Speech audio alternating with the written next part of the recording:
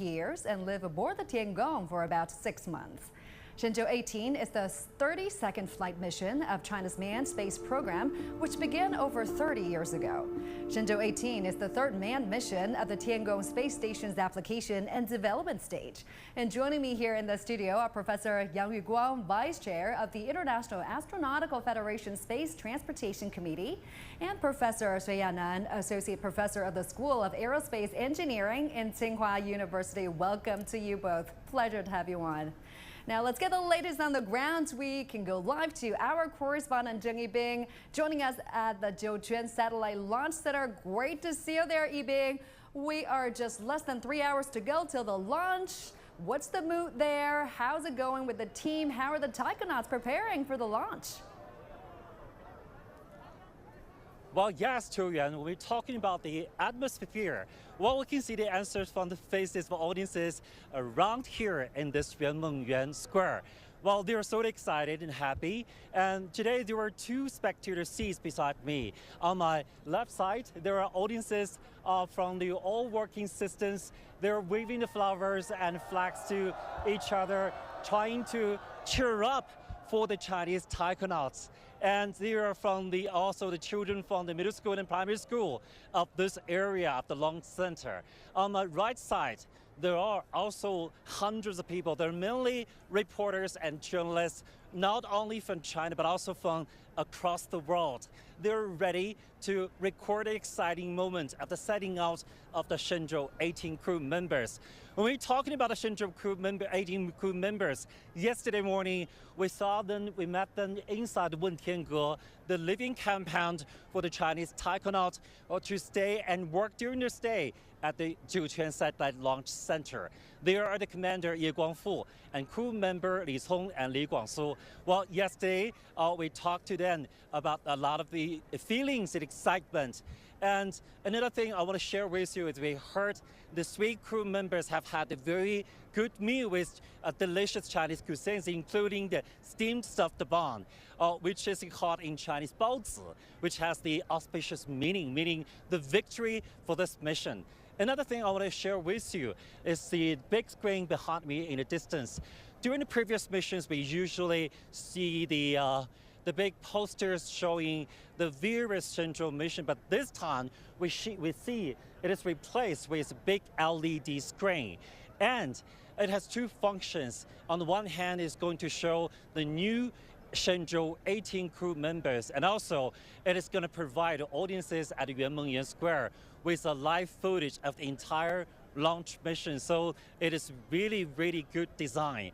In less than 10 minutes, the setting out ceremony for the Shenzhou 18 crew members will be held here. So we're going to wait here and keep you updated. Back to you. Yeah, we're standing by for that takeoff ceremony. Thank you so much, Yibing, live for us at the Jiuquan Satellite Launch Center.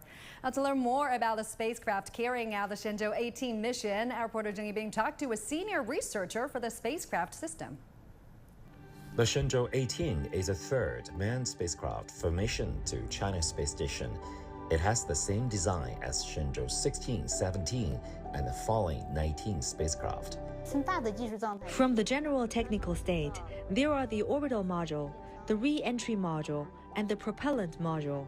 And there are solar panels and the engines. They are consistent with the previous technological designs. The biggest difference this time is upgrade to the spacecraft's battery, replacing the cadmium nickel battery with lighter and smaller lithium one, which has a much longer life. The Shenzhou spacecraft as a manned vehicle requires the highest safety and reliability. The upgrade to the battery has been fully verified in our space station, cargo ships, and other spacecraft.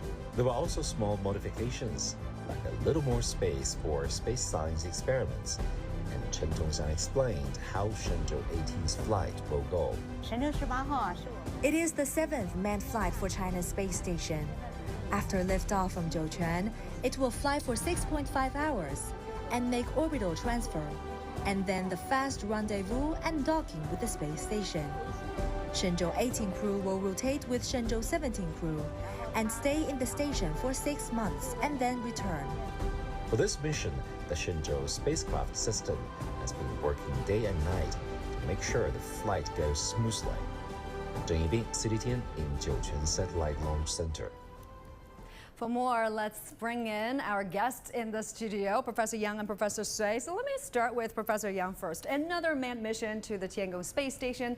Talk to us about their mission tasks. What kind of tasks will the Shenzhou 18 crew carry out? Well, Shenzhou 18 mission will be the third mission during our utilization and development phase of the Tiangong space program. You know, that's no exception that this mission is also focusing on a lot of experiments. What impressed me most is that, that according to Mr. Lin Xiqiang, the announcer of China Manned Space Program, we have conducted more than 130 experiments from the Shenzhou 12 mission to the Shenzhou 16 mission.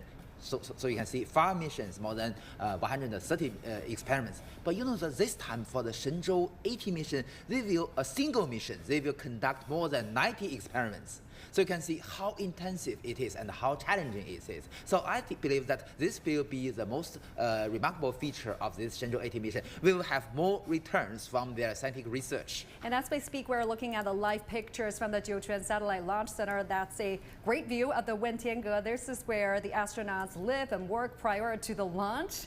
Momentarily, they will emerge from that building. They'll meet the press, and we will bring that takeoff ceremony to you. So, Professor Sui, talk to us about the breakthroughs in terms of those experiments. So, Professor Yang just mentioned more than 90 scientific experiments will be carried out. And I understand they're bringing fish to space for the first time. Talk to us about it. Right, so that is very well known, I think, and it's very special for this mission. I'll just introduce what is the zebrafish, which they're sending up to the space. So the zebrafish looks like this, and it's actually very small. It's very special because it is transparent. Actually, from the body, you actually can see inside the muscle, the bone, the organs, so that we can learn a lot of things from observing their behaviors, and that'll leading to better understanding of how our human system, how we move on Earth, how we're going to be able to move in the space. The study of a fish will lead to tremendous amount of new understanding of human neuromusculoskeletal organ system study and understandings. And this is called zebrafish, right? Is there any reason that they chose this kind of fish in particular? I think this is a model animal for a lot of biological research. For example, neuroscience or development biology, because there are a lot of genetic tools and other scientific technologies that can investigate this animal in details. Once again, you're looking at the Yuanmengyuan Square. The name literally means dreams come true, and this is the place where the takeoff ceremony or send-off ceremony will be held. You can see everything's all set. The banners, the flags, the microphones for the astronauts, one for the commander as well. On your left is the press corps. More than 100 journalists are there documenting this historic moment. On your right are the crowds of people who are there to see the astronauts off. There you go. The astronauts have emerged from the Wentiangge. Here comes the Shenzhou 18 flight crew. Flight commander Guangfu standing in the middle with flight crew Cong and Guangsu. And you can hear the loud cheer from the crowd. I mean, there's no red carpet here, but this certainly feels like a red carpet event. Lots of excitement here. The vibe is electric. I mean, this is a shared experience that we're all enjoying right now as people across China and the world are watching this together. And that's wonderful.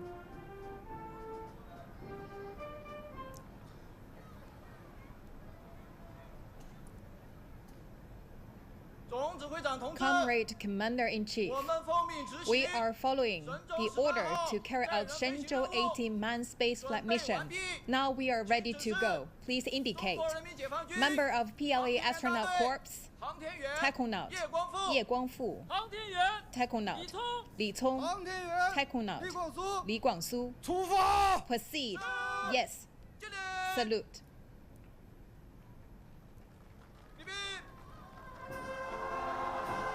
After declaring their mission and given a go-ahead by the chief commander, the 3 astronauts are waving to the crowds. They're going to pose for the camera for a bit before taking off.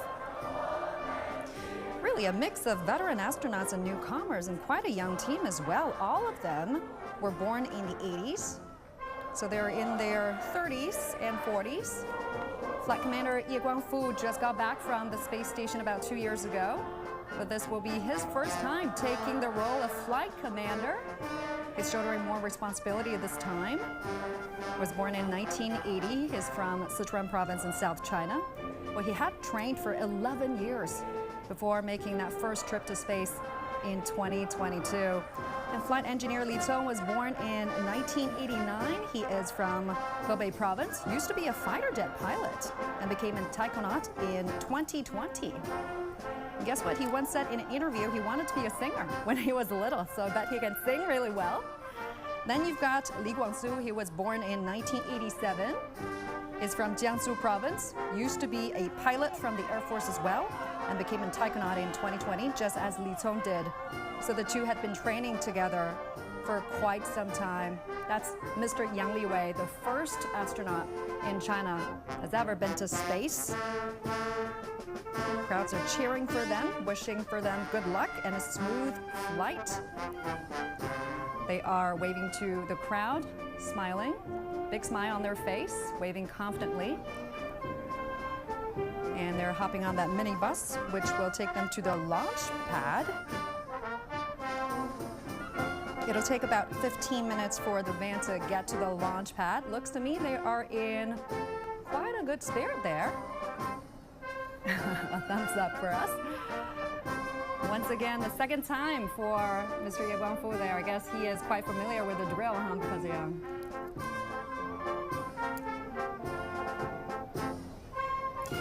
The weather seems to be pretty nice. Clear sky, an ideal weather for the launch. And talk to us about the launch window, Professor Yang. Why is it at night this time? You may notice every time the launch window is different. This depends on the relative position between the launch site and our target, the Tiangong space station. You know that the Tiangong space station is orbiting the Earth with the altitude about 400 kilometers above the Earth, and also the inclination or the angle between the orbital plane of Tiangong and the equatorial plane is about 41.5 degrees. But you know that the orbital plane is also changing very slowly in the orbit. So after several months or years, so the position will be different. So every time if we want to reach the Tiangong space station with another spacecraft, either an Shenzhou spaceship or a Tianzhou cargo spacecraft, the basic requirement is that when the chasing spacecraft is entering the orbit, it must be in the same orbital plane of Tiangong space station. So this is the most important, the most essential requirement to the launch. So you can see every time we don't have other choices but to launch the spacecraft when the launch site is rotating along with the Earth when passing through the orbital plane of our Tiangong space station. So this is the reason why every time it is different. We can still remember last year it was in deep night. Right, right. And this is a beautiful view of the Wentian Hall, really an oasis in the Gobi Desert. They were really putting out all the efforts to make the astronauts stay there as comfortable and as refreshing as it can. The astronauts are now being transferred to the launch pad. They're going pretty slowly, under the speed of 50 kilometers per hour, giving people on the streets the chance to see them off. Yes, so I've been there almost 5 years before, and you know that's the best season of the Jiuquan satellite launcher is in June and July.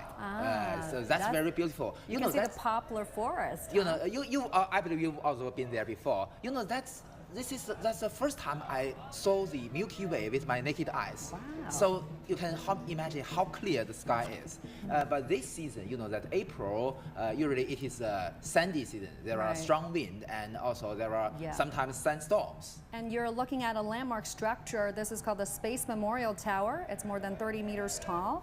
The tower is pointing to the sky, symbolizing Chinese people's dream of exploring space. And you can see on the street more people cheering for them. These are the ground staffs, their family members. Students go to school here at the Space City. it's also a good time after school, right? So the Oh, yeah. students, they actually can, all the students You can can go hear there. the cheers from the students. They're in their school uniform. And it's that there are thousands of people there to see the astronauts off.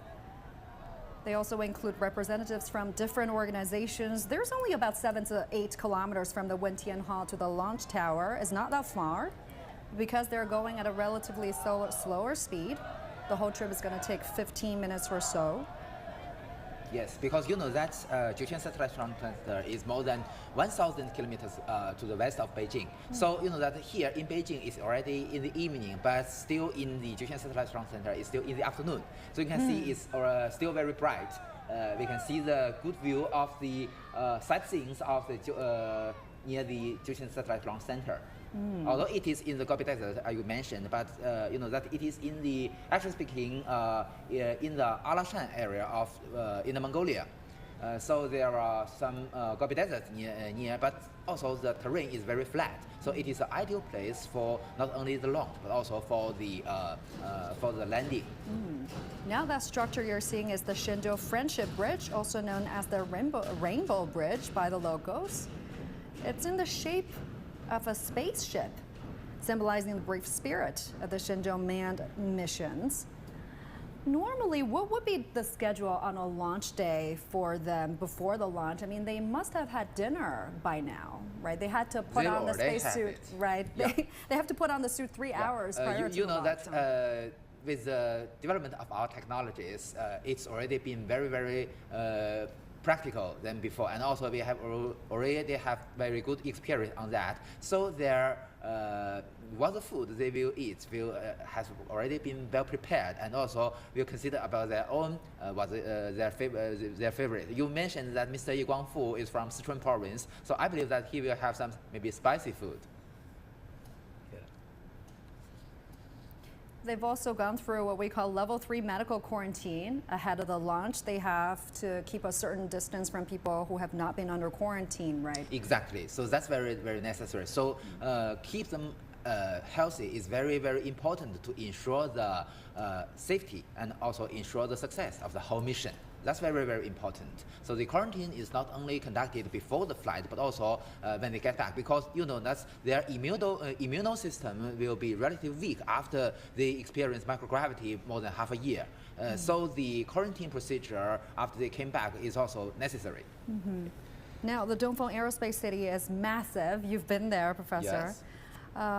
It's got everything, right? There are schools for kids to exactly. go to, there are hotels, although all it's not kinds of very restaurants. big, but it has everything. Everything, even karaoke's, you know, for the astronauts or the ground staffs, for our heroes to have a bit of fun after work. Yeah. And that's great. And the name of the hotels and streets are quite fun, like Space Road or Universe Road. Yeah. And also, you know, that's the apartment they stay for the astronaut called Wentiangge. So it's also the place where we Chinese people fulfill our dream to go to the outer space. Do we know who are sitting on the van with the astronauts usually? Medics? Or support staff? Yes, what you mentioned, the staff belongs to what we call the astronaut system. The astronaut system not only in charge of the manufacturing of the EVA and IVA spacesuits, but also in charge of the health monitoring and also other issues related to the astronauts themselves. The suits look pretty heavy. How much do they weigh? Not very heavy. You see, this is what we've seen is the IVA spacesuit. They only wear this suit inside the cabin. When they go out, they will wear the what called the thirteenth EVA spacesuit. That's much heavier, more than 100 kilograms. But for the IVA spacesuit, is only the second protection to keep it safe from the vacuum condition. You know that's because it must have a airtight sealing when their face mask is closed. So you know, usually they need a ventilation device, very, very small. You may remember during the setup ceremony years before, the astronaut, the crew, hold a small box. So that is the ventilation device. But today it's already improved, so it can hold it here on their waist, so their hands are free. Yeah, they no longer need to carry that portable air conditioning ventilator. It's a portable device with batteries and ventilation fans, but today they don't need to hold it by their hands. That's a very nice improvement. And what do we know about the makeup of the crew? I mean, they make a great combination, right? Do we know what kind of assignments will be assigned to them, respectively? Yes, we do have some very reasonable consideration about it. You know, this time we have the same configuration like the Shenzhou 17 crew. The commander is a veteran from the second batch of our astronauts and who already have the experience in our Tiangong space station, and two newcomers from the third batch of our astronauts. Both of them are very, very young. You see, they are very young means that they have more chance in the future to have other missions, maybe more challenging.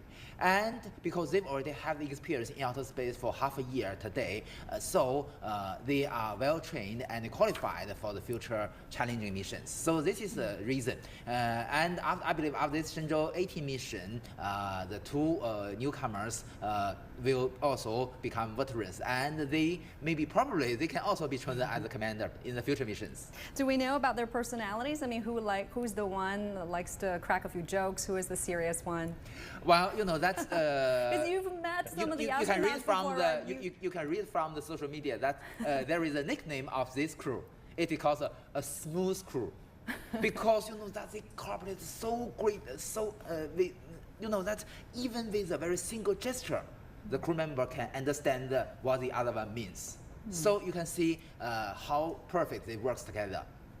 And also, you know that Mr. Ye Guangfu has, or as you introduced, he is a previous crew member of the Shenzhou 13 mission. And during, you know that Shenzhou 13 mission, actually speaking, is until now is the most difficult mission for the China's astronaut. You know that it is the first time the Chinese astronauts stay in outer space for half a year. But you know that the difference is today our Tiangong space station have 3 modules. The inner volume is more than 100 cubic meters, very, very big. But you know that during the Shenzhou 13 mission, they only have 1 module, the Tiangong Cong module, and they need to stay there for half a year, the first time. So it's really tough for them. We can already see the launch tower from afar. Let's also take a look at the features of the rocket. The Long March 2F Y-18 manned carrier rocket is taking the Shenzhou 18 crew to space. A veteran rocket developer tells CGTN Sun Ye what makes this model and China's famous Long March rocket family so reliable.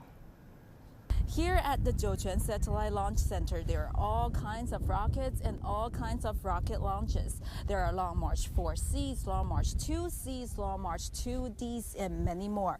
In fact, in the 5 years between 2018 and 2023, there are over 100 rocket launches in this Satellite Launch Center alone.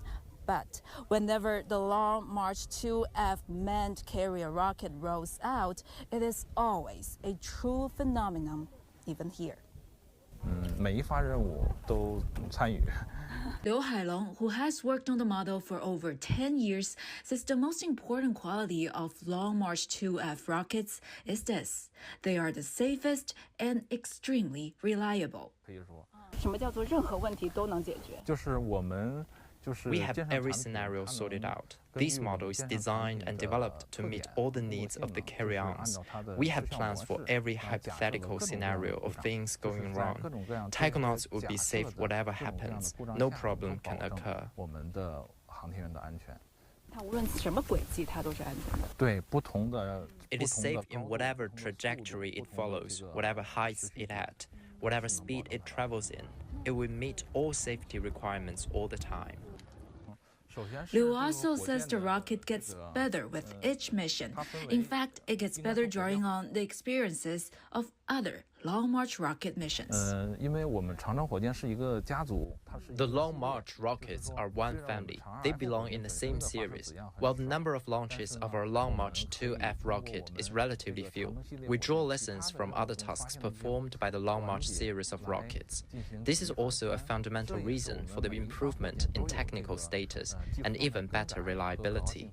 This is a key feature of the industry. We compare and maintain consistency across the board, as there are many shared aspects for this family of rockets.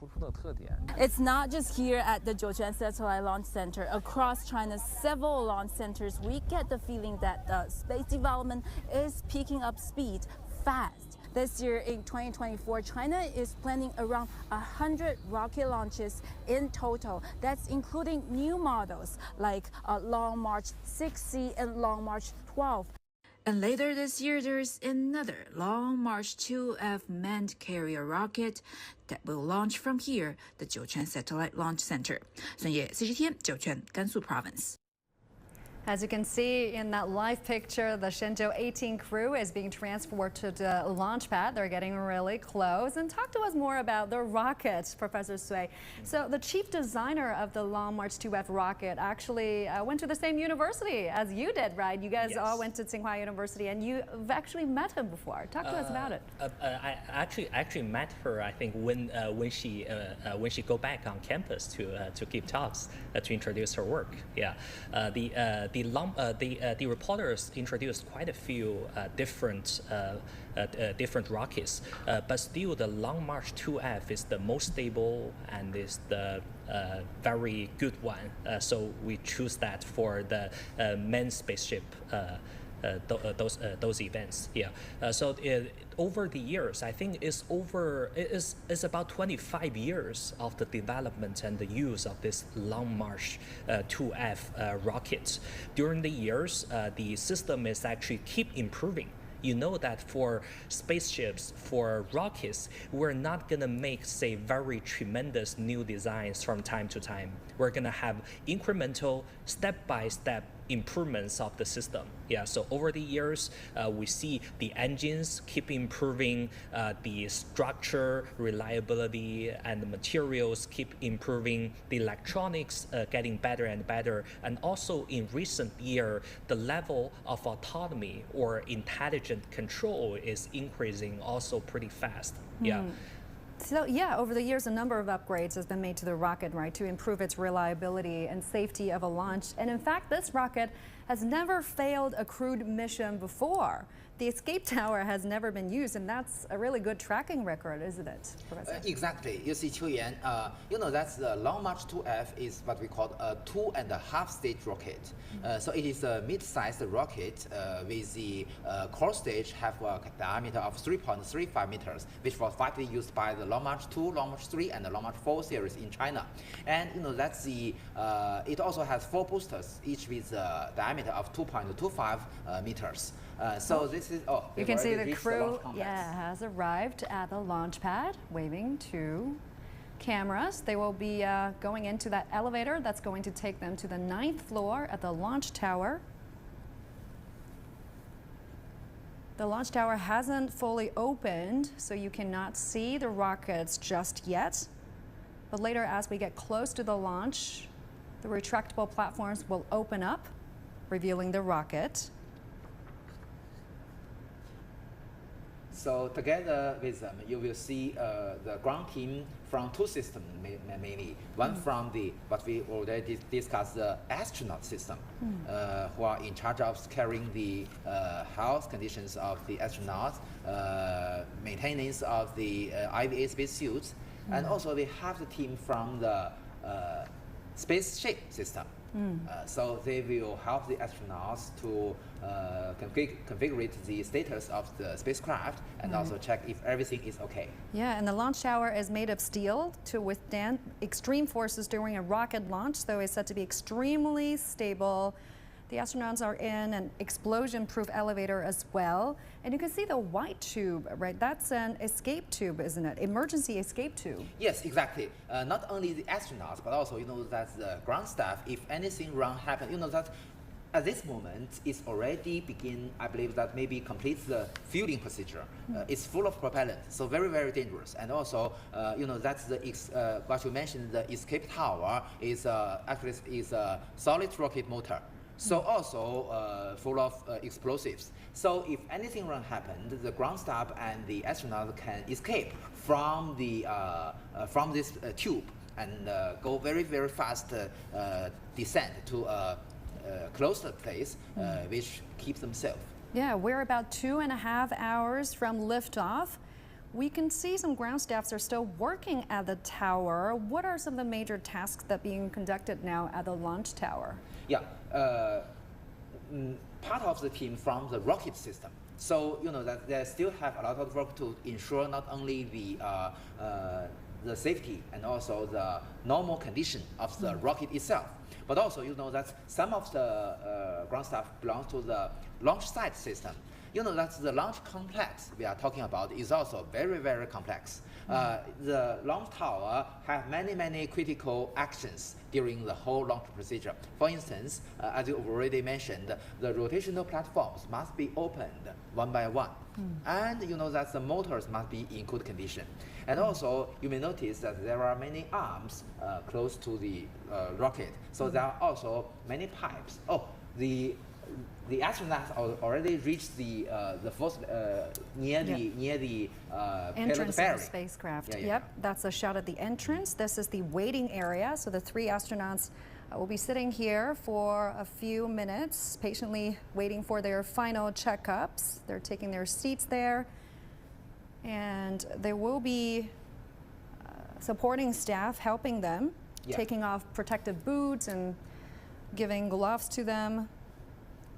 What you see on the right of the screen is the payload fairing, very huge. The diameter is about 3.8 meters. And also inside this payload fairing, you can see that there is a panel just to connect the payload fairing and also the inner side of the orbital module. The orbital module is on the top of the Shenzhou spaceship. So the astronauts will enter. Oh, this is a video camera monitoring the inside of the Shenzhou spaceship. You can see on the top right is the camera mounted in the orbital module.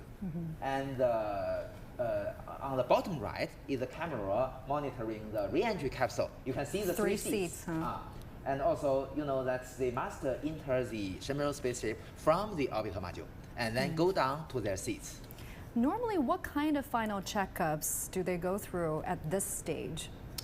As I mentioned, there are teams from 2 systems. One is from the astronaut system. As you already said, that that's the astronaut system are in charge of the IVA spacesuit. So they will help the astronaut to ensure that the status of the IVA spacesuit is okay. And also, as you mentioned, they will take off their boots. And also, when go inside the Shenzhou spaceship, the team from the Shenzhou spacecraft system will help the astronauts. That at this moment, maybe there are still the ground staff from the Shenzhou spaceship system. And that just several hours before the flight, as Mr. Sui has mentioned, their biological samples, the fish and all the other things, only at this moment they can be brought into the cabin. Because that these are living things. They need a very critical condition, a very critical requirement for them. Any breakthroughs in terms of upgrading the spacecraft that you could share with us? I think based on the nature of aerospace and say those astral, it's very rare to see, say, on the infrastructure level, a huge difference comparing to the last version. Yeah, but scientifically, as Professor Yang mentioned, this mission will have over 90 scientific experiments, which is significantly more, and I would say will be more complicated, complex. You can see the ground staff. They're helping the astronauts taking off their protective boots. They do not need to wear those boots when they're in the spacecraft, huh? Yes. So I believe these ground staff belongs to the astronaut system. Most come from the China's Astronaut Center in Beijing Space City. In what orders will they be going in? Oh, you may notice on the right there are some ground staff wearing white uniform. They belong to the spaceship system. They are also checking the status of the spaceship and also do a lot of preparations. Probably that's also some cargoes.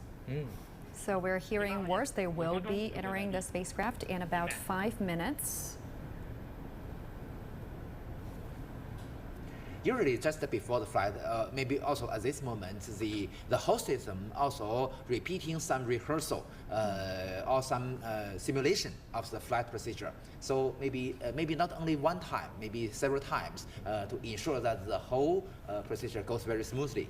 And you mentioned the spacecraft has the orbital module, the re-entry capsule. It actually has 3 modules, right? Exactly. Why is it being designed that way? You know that this is some historical reasons. You know that during the early era of China Aerospace, we don't have much experience on re-entry spacecraft with a very huge diameter. So we must design a spacecraft, the Shenzhou spaceship, with a relatively small diameter, about 2.5 meters. So that is the diameter we chosen.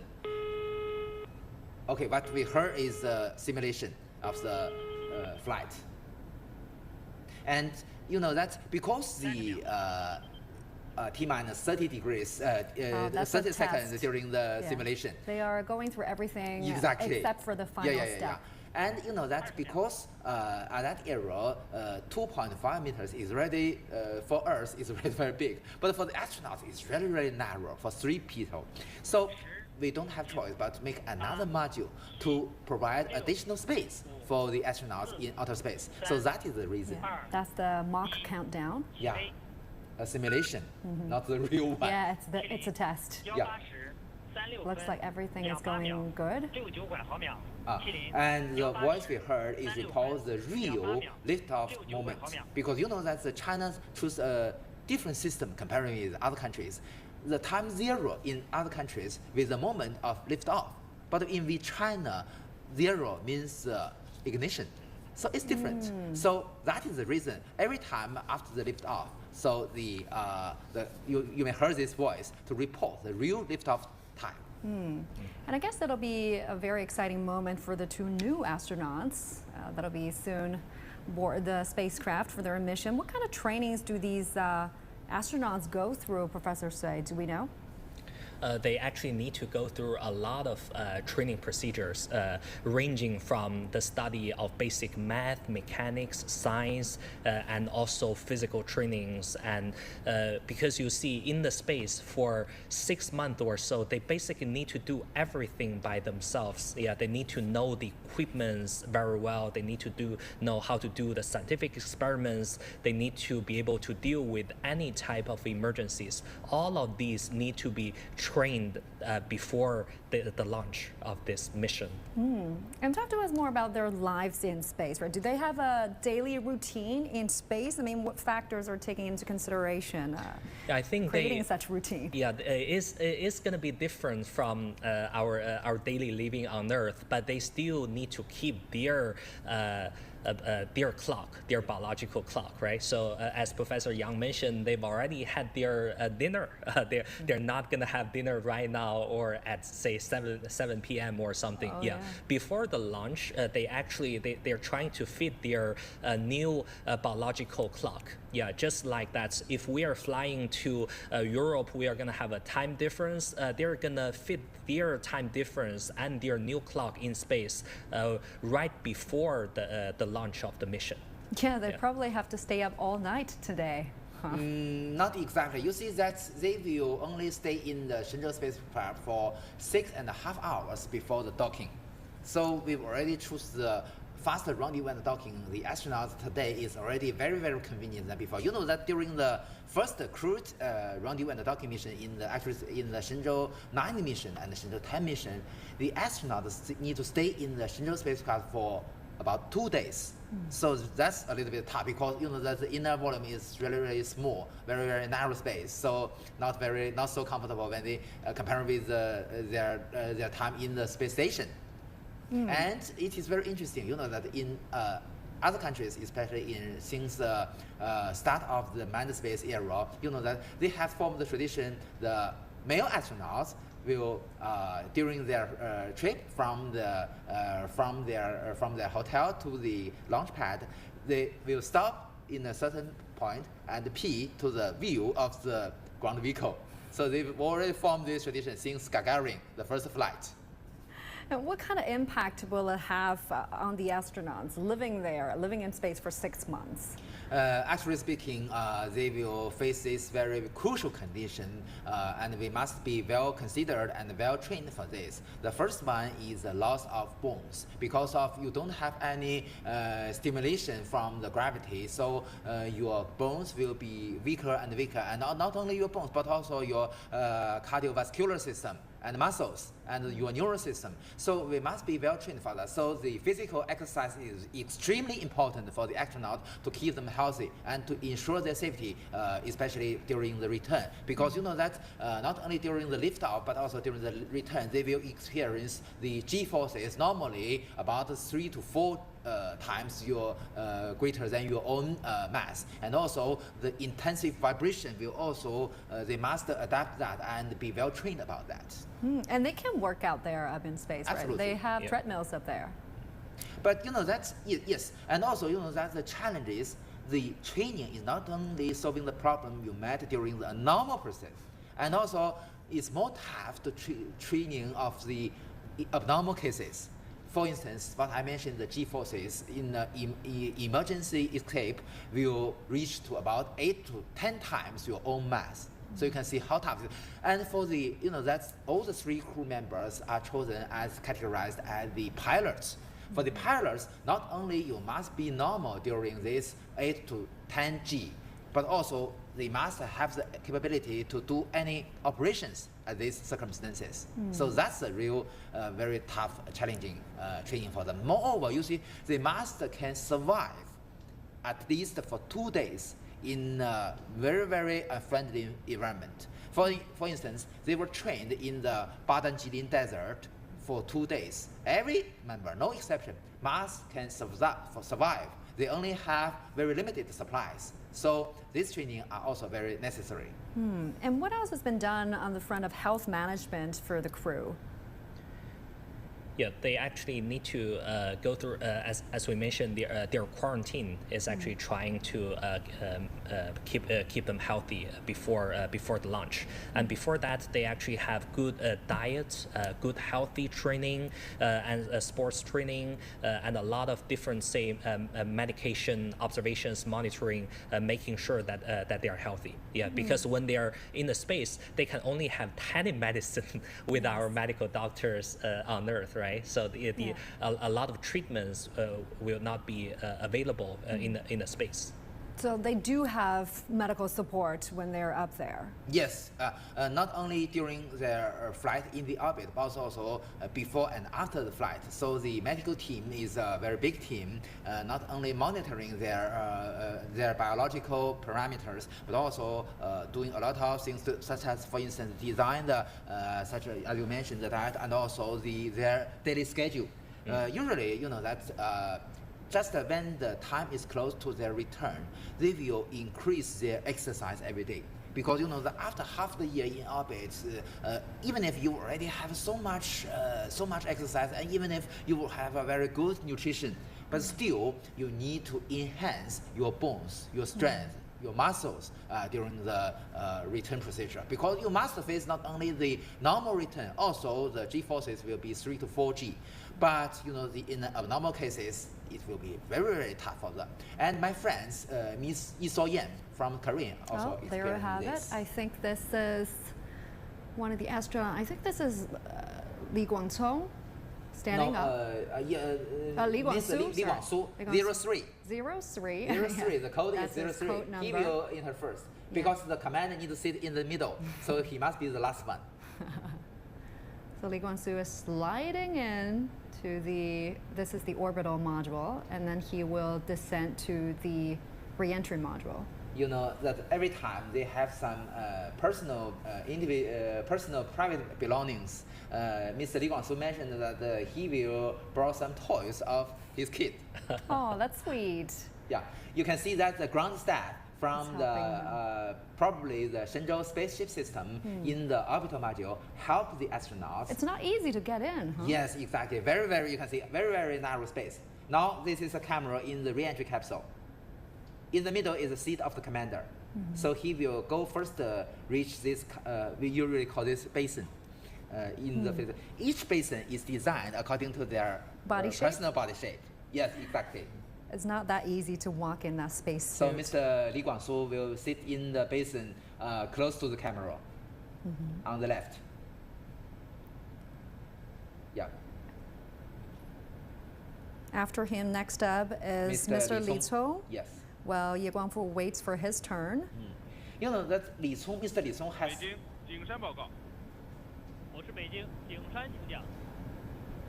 景山天路长江7号3小时准备完毕。景山报告完毕。北京明白。You know, Mr. Li Cong is what we call the 02.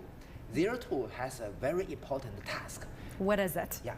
During the landing, he is in charge of the button to cut off the parachute. Okay. Yeah. That is a very important task. Very, very important. You know, during the history, we only have a perfect landing vertically during the Shenzhou 6 mission and the Shenzhou 13 mission. Only in these two missions, the Shenzhou re-entry capsule stands there vertically. So the other ones, they landed on the side? Yeah, they lie down. You know that a vertical landing will be more comfort. But you know, this raises a very high requirement to the parachute cutter. There's a yellow bag there with some manuals and necessary checkup stuffs in there. Yeah, and Mr. Li Cong is the youngest guy in this crew, only 35 years old. Okay, now Commander. the flight commander, Ye Guangfu. This is second mission, and Mr. Ye Guangfu will break the record of the duration of stay in outer space for our Chinese taikonaut. A very short gap between the two missions, huh? Yes, not only the 2 gap, you years, know 9 that he's days. already in outer space for half a year. So this is another half a year. So after this mission, he will stay the first astronaut in China that stay in the orbit for 1 year. Look at that, a record breaker. A record breaker, yes. Now, what's different for him is that he will be staying in the orbital module for a bit, completing the final status checks, as he is the flight commander. Yeah. After all the final checkups, he will descend into the re-entry module. Yeah. So this is we see that these cameras. 我是北京华山，请讲。华山3小时准备完毕。北京明白。We're a little over 2 hours till T the minus lift 3 off. hours preparation has already been done. Yep. I You mean, can they see- will be staying in the spacecraft for more than 2 hours before the Flight. blast off. Yes. What kind of procedures will they go through at this stage? Well, you know that there are a lot of work to do. So first, when all the 3 crew members has already entered the re-entry capsule, they must, with the help of the ground staff, they must close the hatch between the orbital module and the re-entry capsule. And then the hatch on the side of the orbital module will also be closed. And then another hatch on the payload ferry. So there are 3 hatches they need to close. And also, during this procedure, we must check if it is already formed the what we call the airtight sealings. So keep the pressure of the inner volumes atmosphere is extremely critical to ensure the safety and life of our astronauts. And also, not only the airtight sealing, after they close their helmet face mask, they will also check this.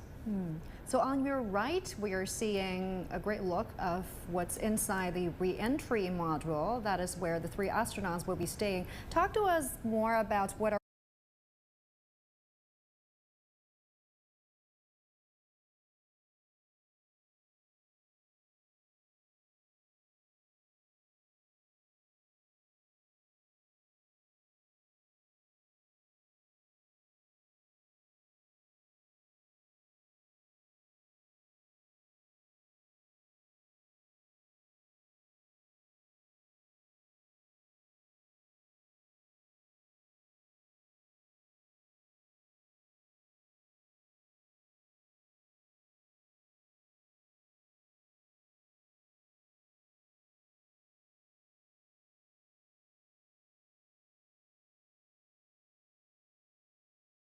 we seeing inside that capsule? What is that big yellow bag hanging on the wall? You know, there are some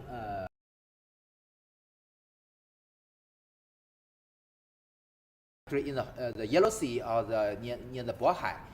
So this kind of training, they have a lifeboat, which can be inflamed very soon to save the lives of our astronauts in the ocean. You can see all the 3 astronauts are seated by now. They're putting on their seat belts, their protection belts. The yellow bags you see has also another very important function to adjust the position of the center of the mass of our re-entry capsule. Because you know that during the re-entry, the position of the centroid or the center of the mass is also very important to adjust a right trajectory of our re-entry procedure. And right in front of their seats is a control panel. Yes. The buttons on that control panel are generally bigger than the usual ones. Because they usually wear their gloves. Gloves. So they must have big buttons. Yeah, and they're further apart as well. Yeah. And Mr. Ye Guangfu, the commander, sits in the middle. So in an emergency case, he is in charge of the judgment of the right choice. They're putting all the stuff into that yellow bag, and that'll be removed from the re-entry module. You may notice that at this moment, all their helmets are open. Their face masks are open. But they will check if it can form an airtight sealing. If anything wrong happens to the IVA spacesuit, there will also be a termination of the mission. Because you know that this is a second protection. Also, this is a backup measure to ensure their safety, but still very, very important. But this type of emergency stop never happened, right? Yeah, never happened for us with China before. But they do have a tragedy in the Soyuz 11 missions. You know, that during the Soyuz 11 missions in 1971, the 3 cosmonauts lost their lives because they don't have IVA spacesuits. I would imagine they have to go through a number of emergency trainings, right? Tons of emergency trainings. Whereas there is an emergency in space, you don't really have much time to think. They have to make immediate actions. I mean, what types of major emergencies are out there at the space station? Quite right. Not only what you mentioned, but also you know that in this emergency situation, how to breathe, they also must be trained for this. And also, you know that it's relatively safe when they already in the orbit. But still, you know that I can still remember that during the Shenzhou 7 mission, there is a fake signal of the sensors so Mr. Jing Haipeng called that there is a fire in the orbital module. So you can see how dangerous it is. Yeah, fire, depressurization, leak of ammonia. Yeah, those are some exactly. of the risks. Yeah. So what you mentioned, the leakage of the pipe is also a very important task for this Shenzhou 18 mission, because they will provide some protections during the EVA for the pipes and also the cables outside our Tiangong space station. Because we cannot afford that if any space debris hits these very critical parts. What are they doing now? It looks like they're connecting some kind of pipes, tubes. Yes, you know that there are all kinds of safety belt for them. They must fasten all the safety belts for them, because not only they will experience the G forces, but also have the intensive vibration during the ascent stage. And also they must check if everything goes okay. Not only what we already discussed about the IVA spacesuit, but also everything inside their cabin.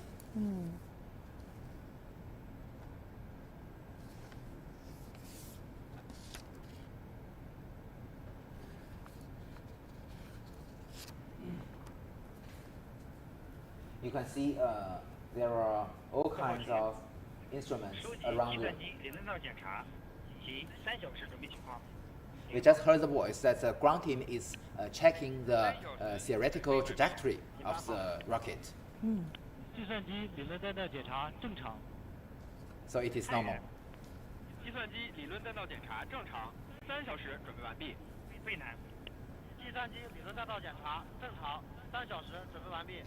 All the procedures for the T-3 hours preparation has already been accomplished. Yeah.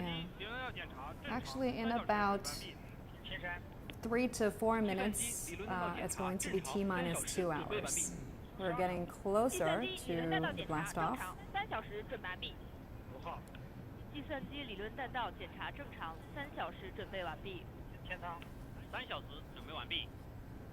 So the launch procedure is not only the business of the spacecraft or the astronauts, but a whole or a big system.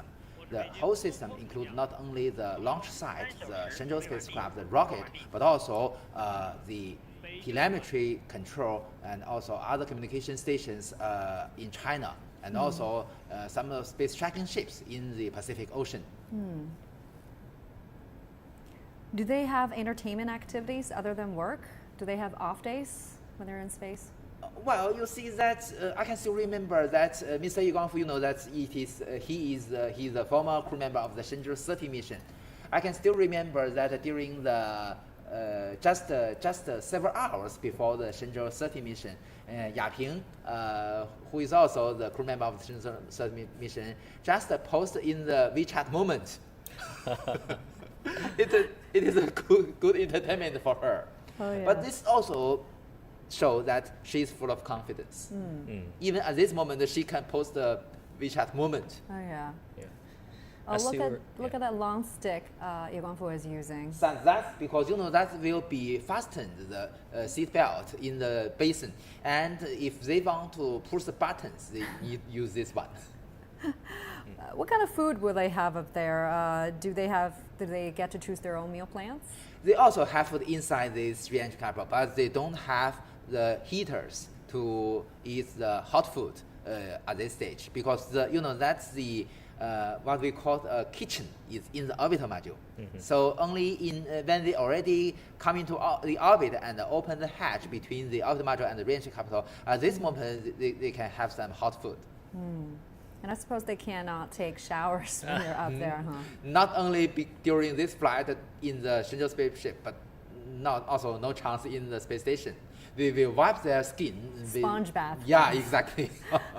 Professor Ni earlier mentioned that how will they be, having haircuts? Right. They will help each other. Each was trained for this. So they do a lot of training. Yeah, you can see stuff. all kinds of training for their daily life, for very professional missions, right? To just daily life tasks. Yeah, daily life tasks could be very different in space in those microgravity conditions, right? And if you are not well trained, some very regular behaviors on Earth with regular gravity might be very dangerous in space, actually. Yeah. Professor Ni, you actually work in the field of AI and brain-computer interface. You mentioned some of the experiments that they are bringing to space include experiments on brain-computer interface. Right, because they're going to do all kinds of studies, frontier research in the space station. Part of them is actually doing the understanding of human condition, and especially the brain condition. Yeah, the technology of brain-machine interface that a lot of our colleagues at Tsinghua University, at Tianjin University, Shanghai Jiaotong University are doing work on investigating how human brain is actually functioning in space. And can we actually use those to help and monitor the health condition? Yeah. Okay, we just heard from the ground commander, T-minus 2 hours and counting. So what kind of experiment outcomes are you most looking forward to? I'm actually looking forward to the new animal experiments, like the zebrafish experiment I've just explained, and also some stem cell experiments of plants, because that will lead to new understanding of how are we gonna grow new possible plants on Earth, and also there will be a lot of material science and mechanics and also space health experiments I think in this batch of research. Yeah, we'll see a lot of them. But my personal favorite would be seeing the human-related research on understanding, protecting the astronauts. Right. Yeah. And we're hearing words that reporter Sun Ye is following the Shenzhou 18 launch on the ground at the Jiuquan Satellite Launch Center. She is joining us live now. Sun Ye, what do you have for us now? Hey there, Qiuyuan. I'm saying hello to you again at perhaps the best viewing point for the spectacle. This evening, we are again 1.5 kilometers away from the launch pad. We are 1.5 kilometers away from the rocket. And this is really the closest layman can get.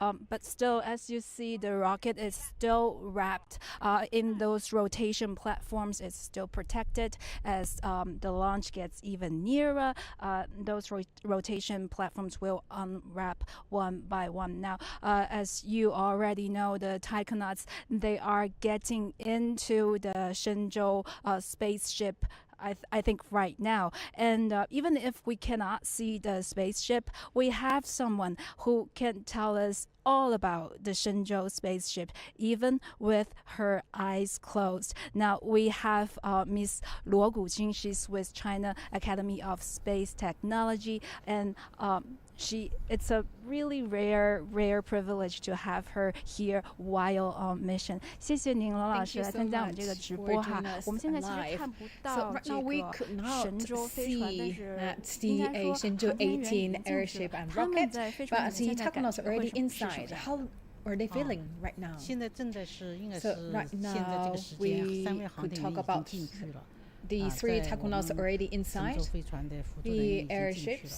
那么3个航天员里面，在里面这种空间环境以及那个生理环境吧。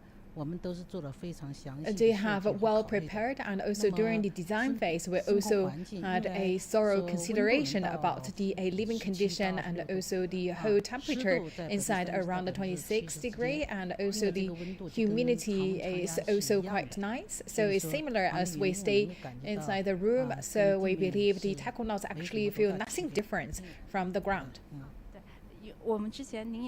Yes, indeed, as you mentioned, it's very comfortable inside. So can we compare to other means of that the vehicles or transportation means? So think about like airplane. And we believe that, of course, you compare to economic, the seats. But we talk about that's the very comfortable for even more comfortable for takonauts. 每一次来这儿看神舟飞船它要发射，我们知道神舟飞船它是非常安全、非常可靠的一款飞船，但是它 aircraft and also the rockets. Anything changed this time for this mission specifically? So for Shenzhou, it's a manned spaceship. For us, it's a means of transportation. So for us, actually, the whole type or theory of the Shenzhou, actually, that's already that fixed used for more than 3 decades. For us, the main purpose for these aircraft, the airship, is for sending the takonauts to the space. Of course, we have made improvements along with the advancement of the technologies. And we talk about each and every improvement that has gone through rounds of tests on ground and also in space. So this time, talking about that the improvements, I believe 2 things I would like to share with you. One thing is the solar panel cells. And this time we changed to the lithium cells. So they can charge even faster and lighter weight and also smaller in size. So for the same continent, actually show more benefits and also actually can get adapted to different kind of environment. Thank you very much. Thank you for your time to talk about that, how that we feel when that taikonaut sitting inside, and also the improvements made this time for the mission.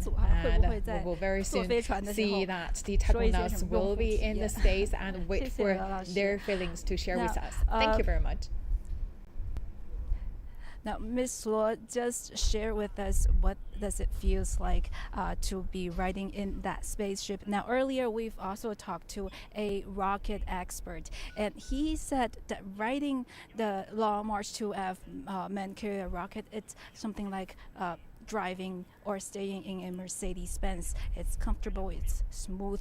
You only get that extra G when you've gone for a while. Now, I have one more piece of good news for tonight. Now, it's windy and it's still bright sunlight right now, but tonight it's a full moon night, and we've just checked. The moonrise is somewhere around 2030. So I think it's fair reason that we can tone up our expectation for tonight a little bit more. Wow, it's nice that we can get a view of the full moon as the backdrop of this rocket launch. That'll be really incredible. Thank you very much, seeing it live for us at the Jiuquan Satellite Launch Center. You're now watching our special coverage of the launch of China's Shenzhou 18 crewed mission. The 3 taikonauts have entered the cabin, and the spaceship will blast off from the Jiuquan Satellite Launch Center in less than 2 hours. So stay tuned to that. And before that, I'll hand things over to my colleague Cong for some major news making headlines across the world. Cong. Thank you, Yuan. So first up, China has reaffirmed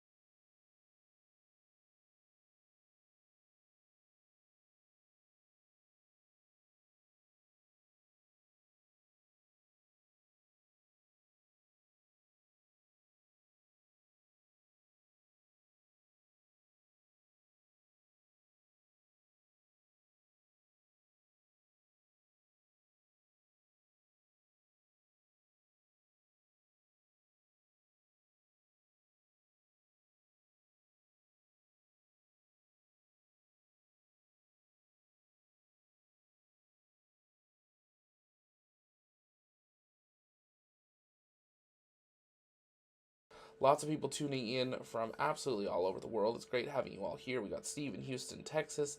I see Sumia, sorry for saying that wrong, in India. We got Chaz in Birmingham. We got Just Yash in India. Great to see you here. We got Mystic in Auckland, New Zealand. Andrews in Sydney, Australia. We got Shane in Calgary, Canada. Great to see another Albertan in the chat. Welcome. If you haven't yet, take a moment, let us know in the chat where you're watching from. We're continuing to watch these live views as we continue to count down to launch of the Shenzhou 18 mission. You're seeing a live view from the pad view, but also on board the Shenzhou 18 re-entry capsule where the crew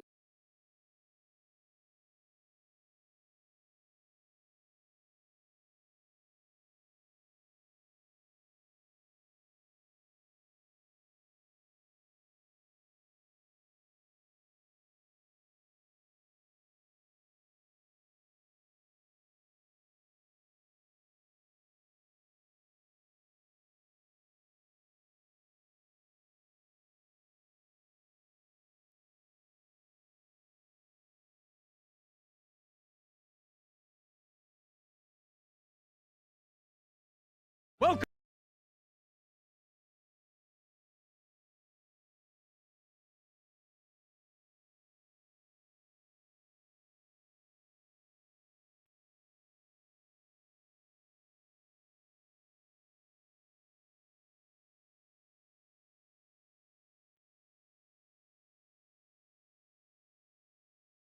This week in Starbase, Sean got us an awesome fresh look at the flame trench.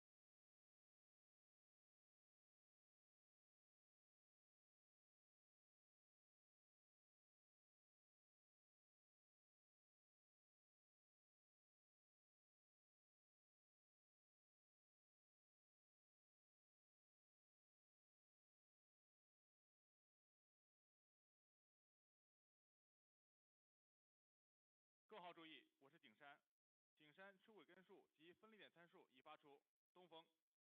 各号注意，我是景山。华山出轨根数及分离点参数已发出，东风。东风收到。华山。华山收到。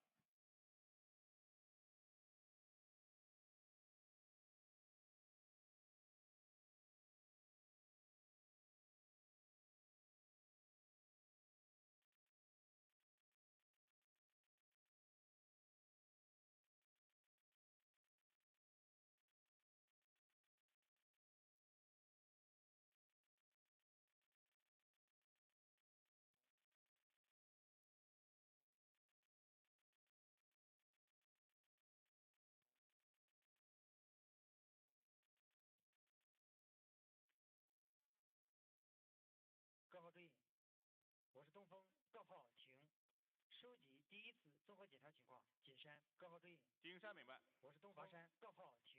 华山明白。收集第一次综合检查情况。第一次综合检查正常。景山明白。太原，华山。第一次综合检查。华山明白。8号。第一次综合检查正常。太原。第一次综合检查正常。渭南。第一次综合检查正常。青岛。第一次综合检查正常。酒泉。第一次综合检查正常。5号。千山。第一次综第一次综合检查正常。双城。第一次综合检查正常。5号。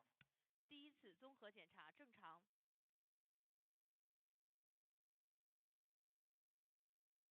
东风，我是景山。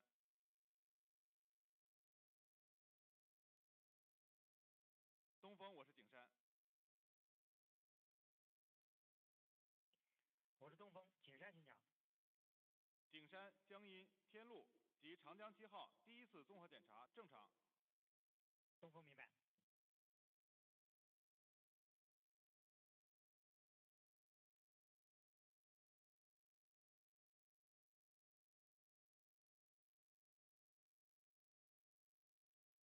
东风，我是华山。我是东风，华山请讲。华山第一次综合检查正常。东风明白。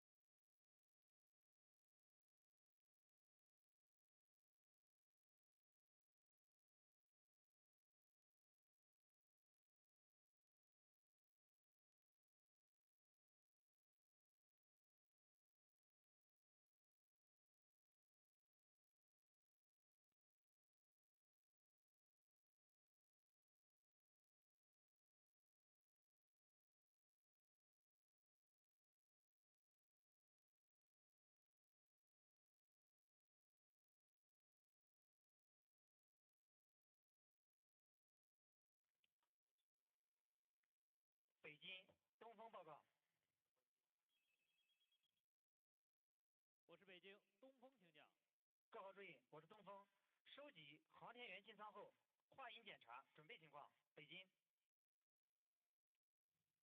状态准备完毕。酒泉。状态准备完毕。0号，我是东风。话音检查准备完毕。0号明白。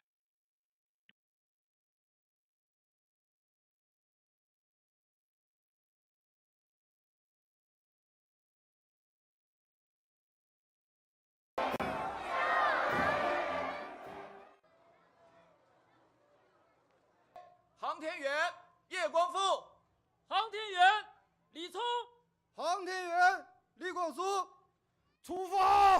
是，敬礼。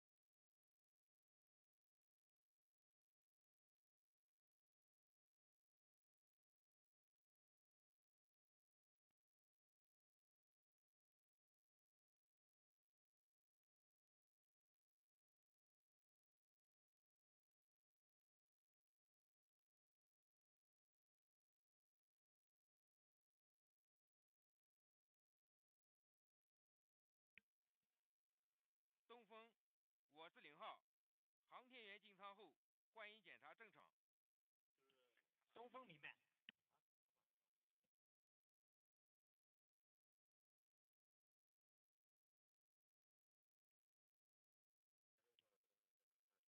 北京，东风报告。我是北京，东风请讲。各号指引，我是东风，话音检查正常，北京。北京明白。酒泉明白。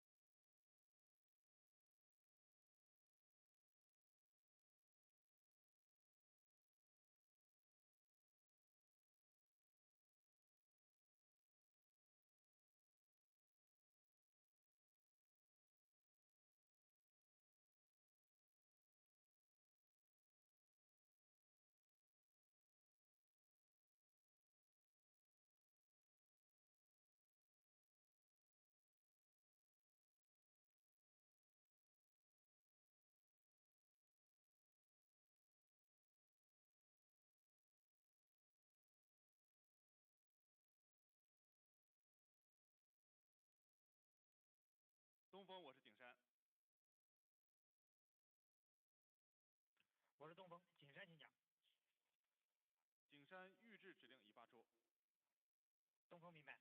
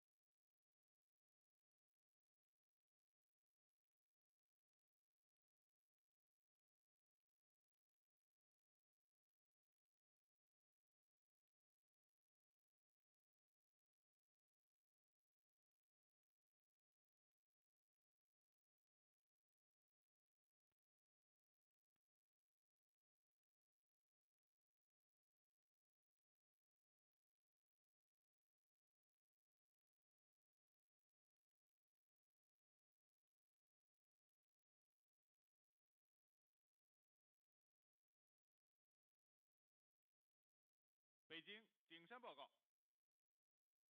我是北京，景山请讲。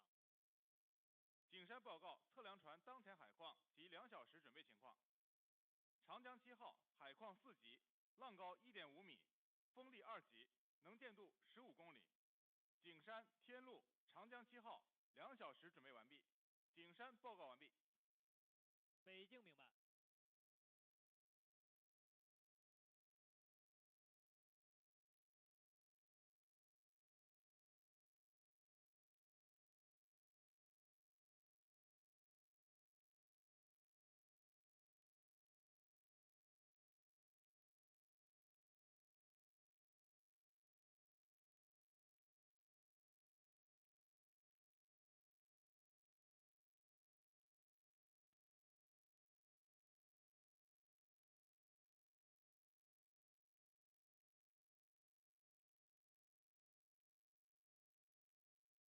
北京华山报告。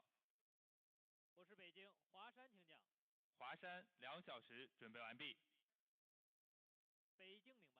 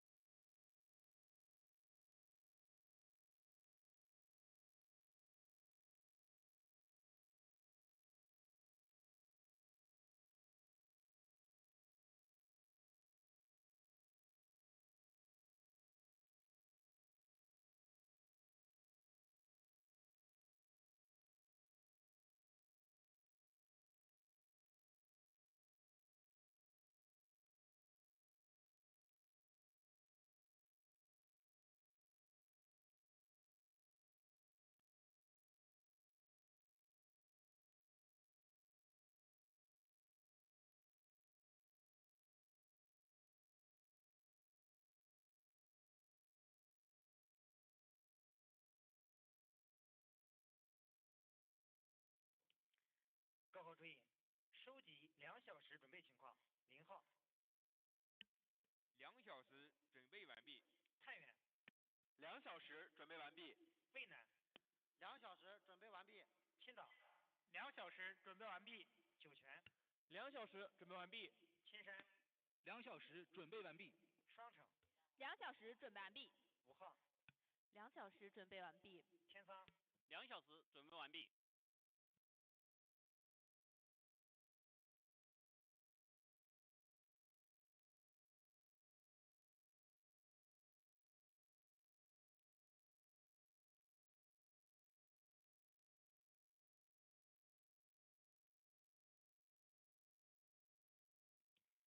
北京东风报告。我是北京东风，请讲。东风2小时准备完毕，报告完毕。北京明白。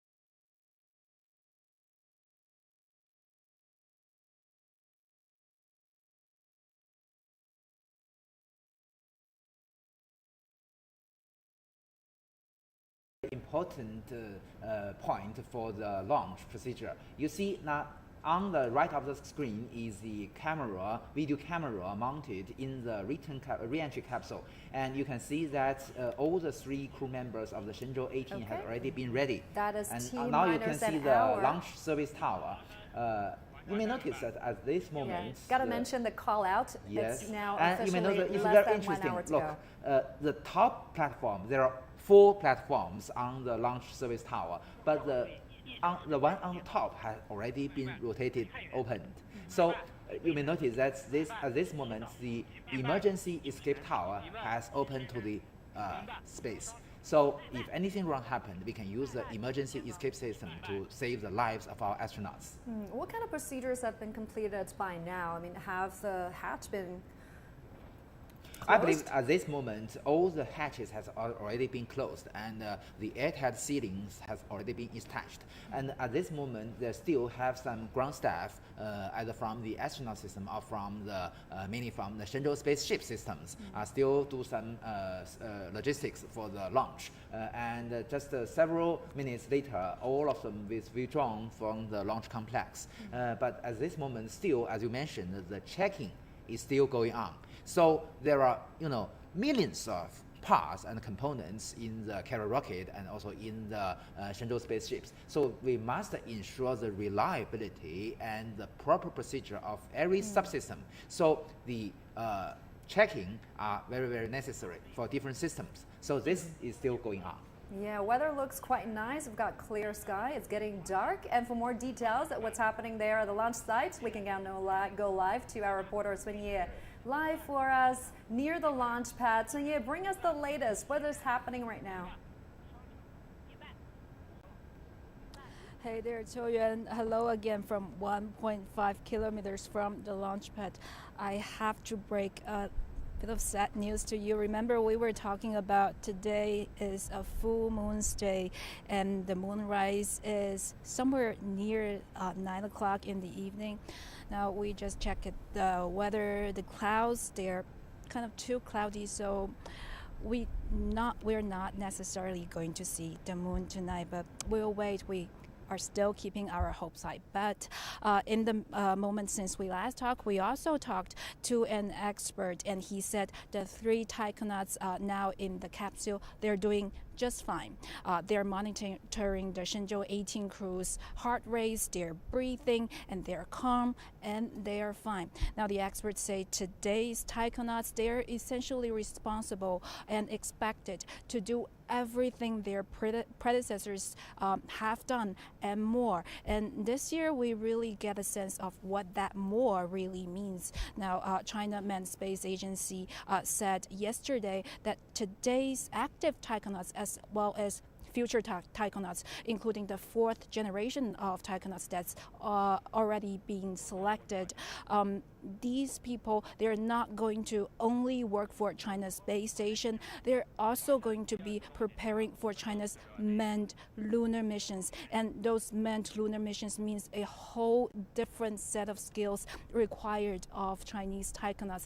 They're going to be operating a different spaceship, a spaceship for the moon. They're going to do a lot of maneuvers different from what they've been preparing for China Space Station. Also, they are going to be operating lunar rovers for long distance on the moon. So there are a lot of things happening right now as the Shenzhou 18 crew ready for their mission. And these people could also someday make it to the moon. Qiu Yuan. Very exciting now. Thank you very much. So you live for us near the launch pad at Jiuquan Satellite Launch Center.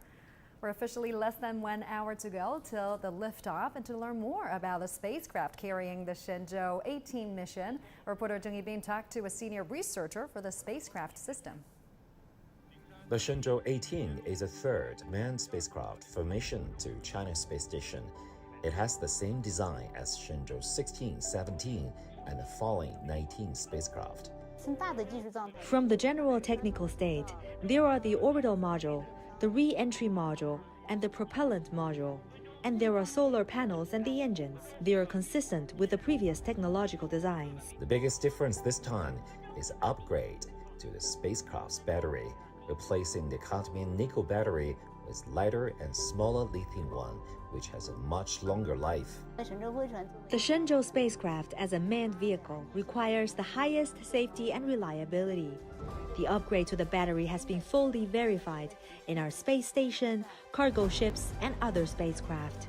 There were also small modifications, like a little more space for space science experiments. And Chen Tongxiang explained how Shenzhou 18's flight will go. It is the 7th manned flight for China's space station. After liftoff from Jiuquan, it will fly for 6.5 hours and make orbital transfer, and then the fast rendezvous and docking with the space station.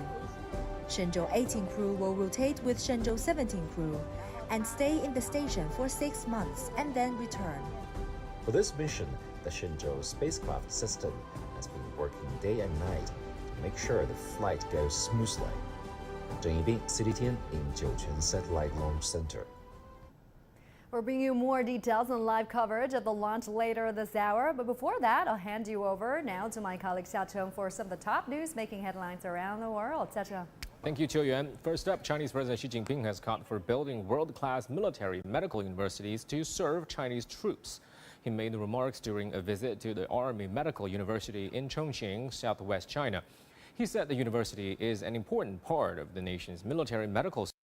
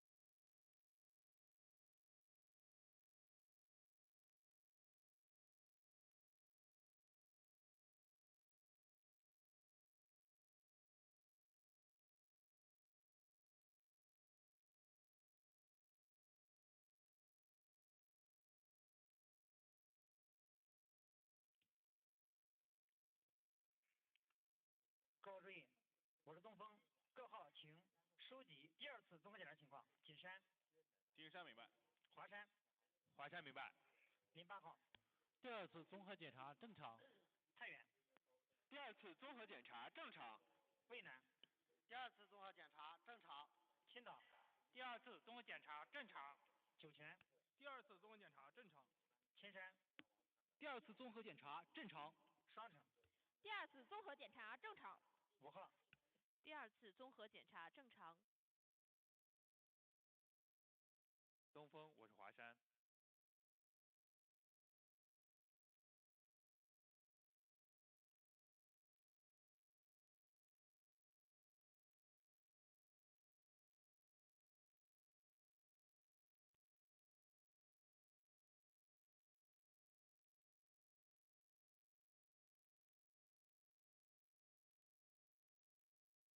东风，我是景山。我是东风，景山请讲。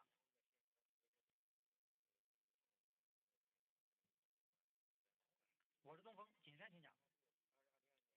景山江阴天路长江7号第2次综合检查正常。东风明白。东风，我是华山。我是东风，华山请讲。华山第2次综合检查正常。东风明白。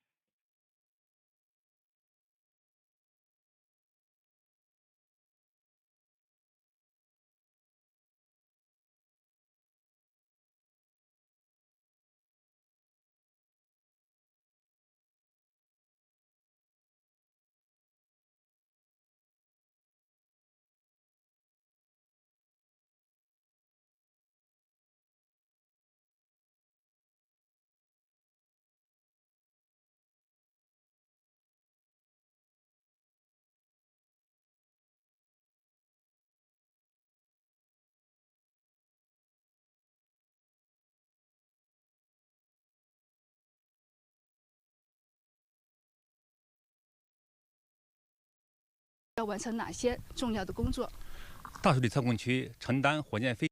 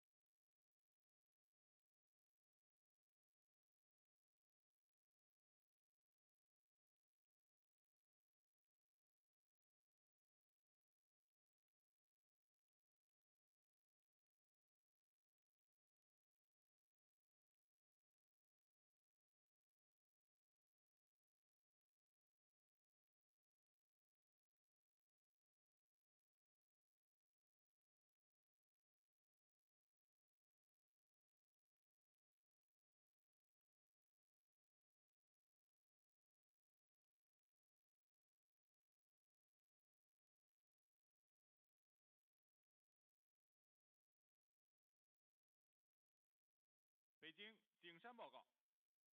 我是北京，景山请讲。景山报告测量船当前海况及1小时准备情况。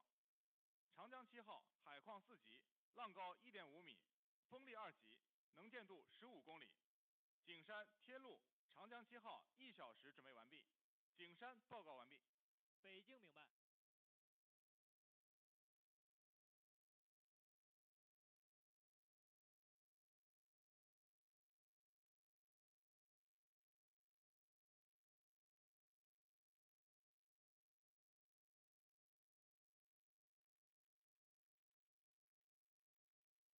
北京华山报告。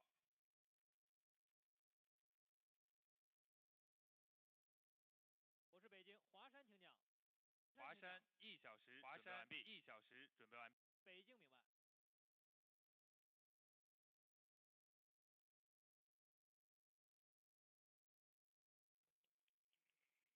各号注意，收集1小时准备情况。0号。1小时准备完毕。太原。1小时准备完毕。渭南。1小时准备完毕。青岛。1小时准备完毕。酒泉。1小时准备完毕。青山。1小时准备完毕。双城。1小时准备完毕。 5号。1小时准备完毕。天仓。1小时准备完毕。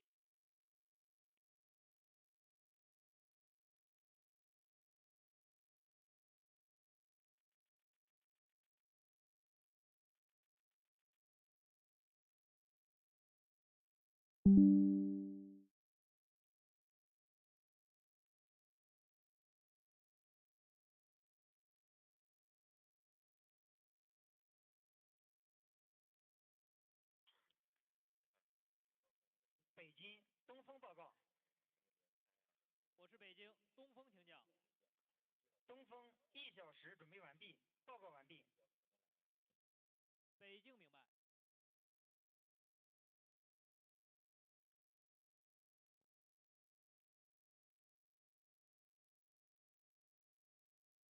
In space from their Shenzhou 17 peers and live aboard the Tiangong for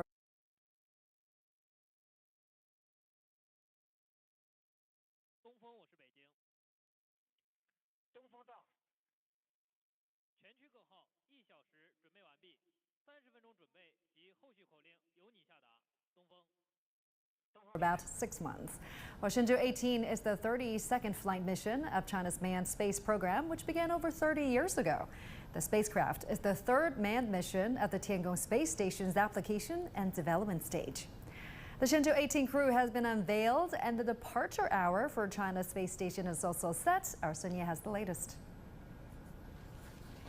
This is the Shenzhou 18 crew meeting the press on Space Day of China at the place where China's space industry started more than 50 years ago. Their mission starts on Thursday evening. Guangfu, a familiar face for the Chinese people from the history-making Shenzhou 13 mission, is now the commander. Li Cong and Li Guangsu are both space first-timers and part of the third batch of taikonauts.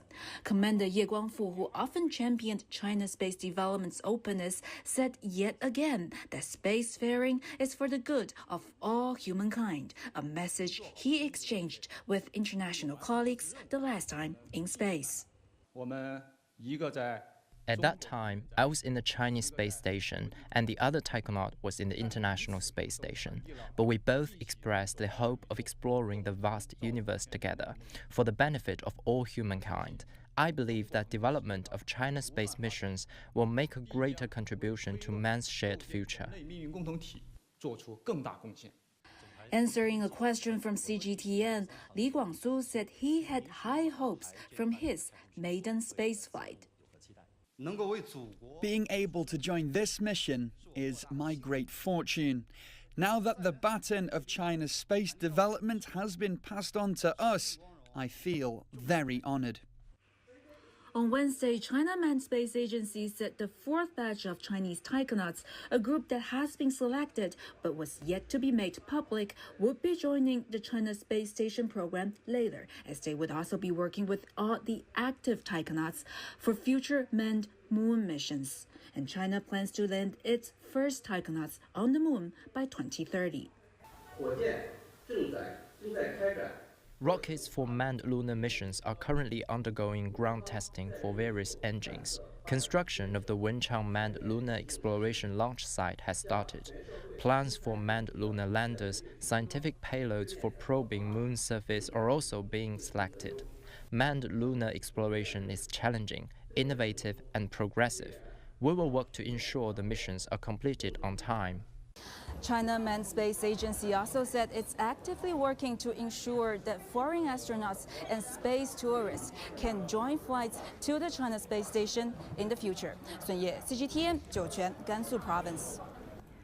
So only half an hour left until the launch of the Shenzhou 18 spacecraft. In the past 30 minutes, the first group of rotating platforms at the launch tower has opened, and you can see the live picture of the launch tower. You can see the escape tower at the top of the rocket. So, Professor, what kind of key steps have been completed by now, and what other key steps are coming up? Well, just during this procedure, you know that as you already mentioned, we've already seen the escape tower on the top of the rocket, which means that at this right moment, although we are still doing a lot of checking of all subsystems, but if anything wrong happened, because you know that just from the previous video, we've already seen that the not only the hatch between the orbital module and the re-entry capsule has already been closed, but also you know that the panel on the side of the payload fairing are already sealed. So at this moment, if anything wrong happened, we can use the emergency escape system to save the lives of our astronauts. Moreover, you can see that you may hear the voice from the commander in Jiuquan Satellite Launch Center to check the status, not only the launch vehicle, the spacecraft, and also the status of every ground stations along the trajectory. For instance, you know that Jiuquan Satellite Launch Center is located in the northwest of China, but the trajectory of the Long March 2F is going eastwards until the entering the orbit near the eastern coast of China.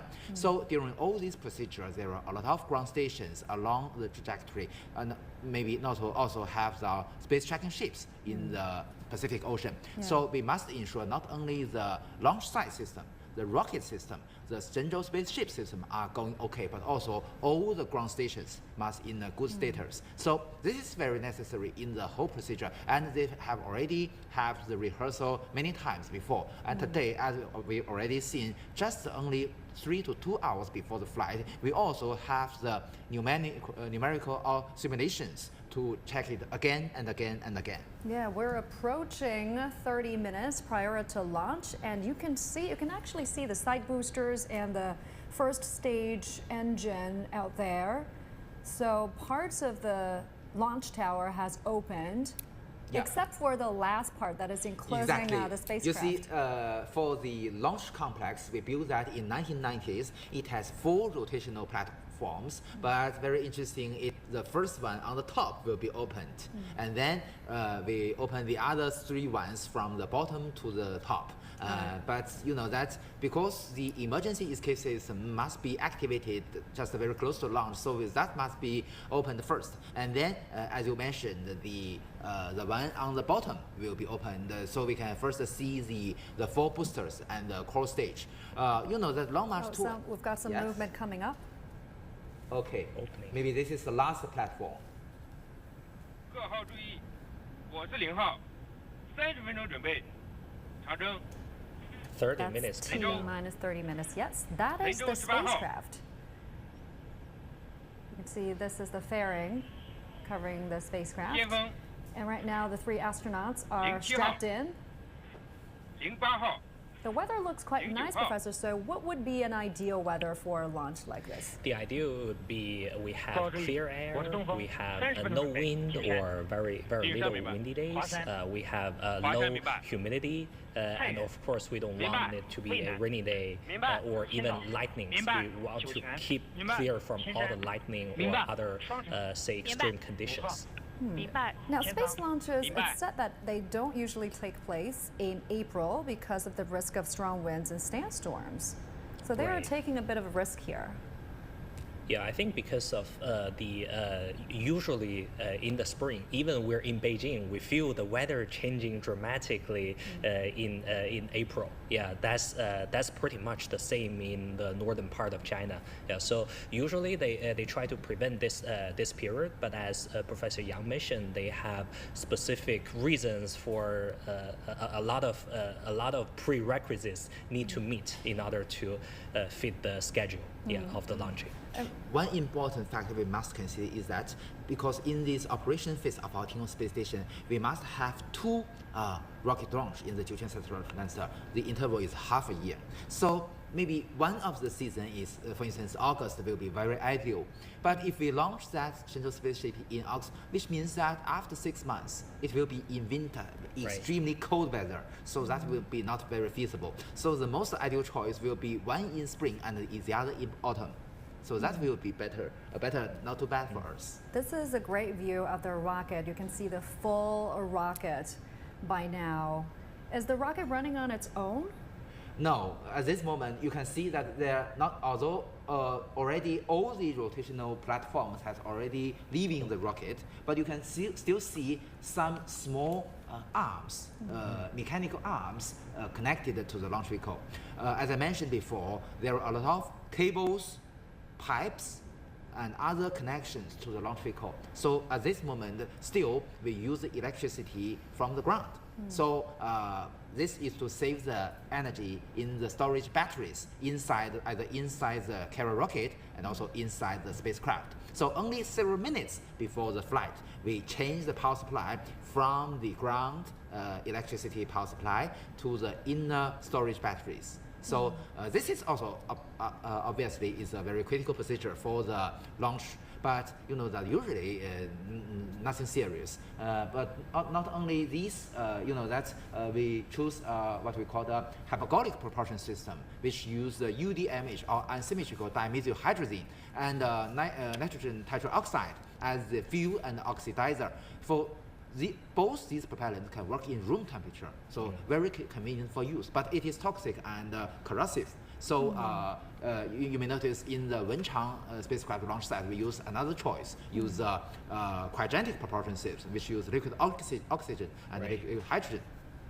And when will the team be leaving the launch tower? I believe most of the ground staff now at this moment has already left the launch complex, but maybe still remains because you know that they leave the launch complex with different batches. So some are in charge of certain subsystems. When their task has been accomplished, they will leave. And then maybe some critical systems still need the logistics, so they will leave at the last moment. And the safe zone, maybe 10 minutes or 15 minutes before the flight. The safe zone is at least 1.5 kilometers away, and we are a little more than 25 minutes prior to the launch. The Shenzhou 18 crew is taking a self-sufficient ecosystem with it to the China space station. The experiment they would be working on involved the second most complex vertebrate the space station has ever seen.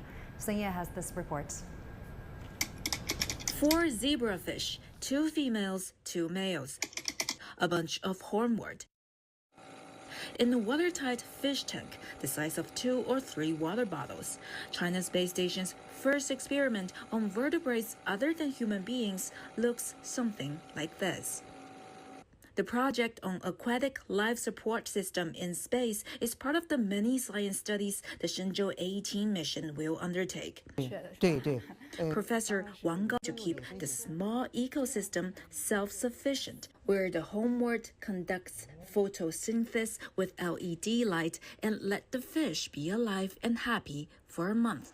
So happy that they may lay eggs. Taikonauts would take care of the fish tank. For instance, if the fish lay eggs, they will help in collecting the eggs. They will also take water samples. We will monitor the changes in the water samples. We will also videotape the fish tank and see how the fish behave. Wang said the scientists prefer that the group stays limited to 4, lest a bigger crowd crashes the system. But even if it's small size-wise, the self-circulating ecosystem could be telling the scientists something big. Zebrafish are lab rats in water, and they're quite close to us humans. They share over 80% of our genes. Some human diseases can be studied using zebrafish as model organisms. Since water occupies such a large part of our Earth, in the long term, the study of this aquatic ecosystem would help us better understand the Earth's ecosystem. In time, the experiment could also lead to some real-life use in space. Wang said fishes are efficient sources of food, and if they can be farmed in space, they could be a good source of protein for astronauts. Wang also said the team is eyeing to scale up the experiment in the future, where fish can live a whole life cycle in space, from egg to another egg. 深夜40天，酒泉，甘肃 Province。 So, Professor Sui, you're pretty excited about the studies on zebrafish in space. What kind of real-life implications would that have on our daily lives? So, as we discussed, I think about 2 hours ago, that this experiment is very excited, is bringing this very vibrant fish to the space. So, zebrafish is a very important animal model for biological study. In the field of animal study, we have fruit flies, zebrafish, mice to be the very standard used animals to study a variety of different diseases and also biological processes of animals. And zebrafish as the very simple but also very close to our human beings vertebrate. Yeah, so it's a vertebrate comparing to fruit flies. They are non-vertebrate. But in the future, we may have more complicated, complex biological systems in the space. But this is actually a very important and very complex species in the space. As the reporter mentioned, is we actually share 80% of our genes with zebrafish. And zebrafish, our scientists has already sequencing the whole genome of this animal. Yeah, so the study of this animal can go into very details on the behavior level, on their mechanics and biological micro scale level, and also on the very micro, say about their genes, about their molecules on that level too. What other studies or scientific experiments have caught your eye? The others are some stem cell experiments. Although those I would expect one day there are animal stem cell experiments, but right now they're doing plants stem cell experiments in space, because on Earth we know that stem cells are the very important cells that can grow into any specific cell type.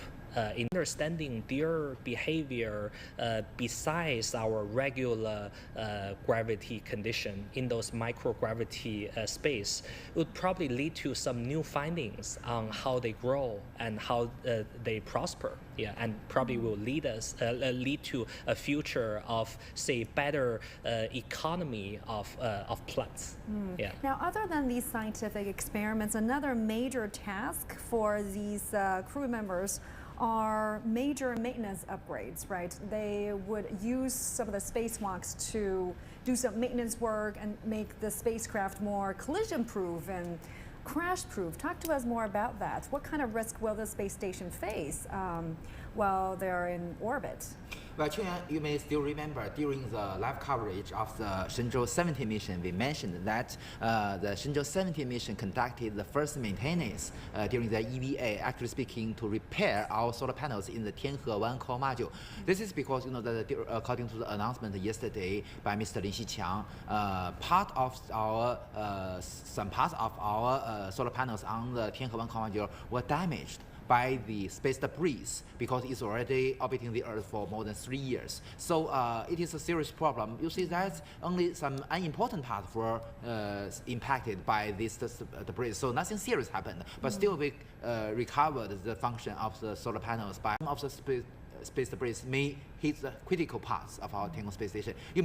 We have a lot of pipes, cables, and other critical things outside our station. And the important thing is that these parts are very critical for the normal operation of our space station.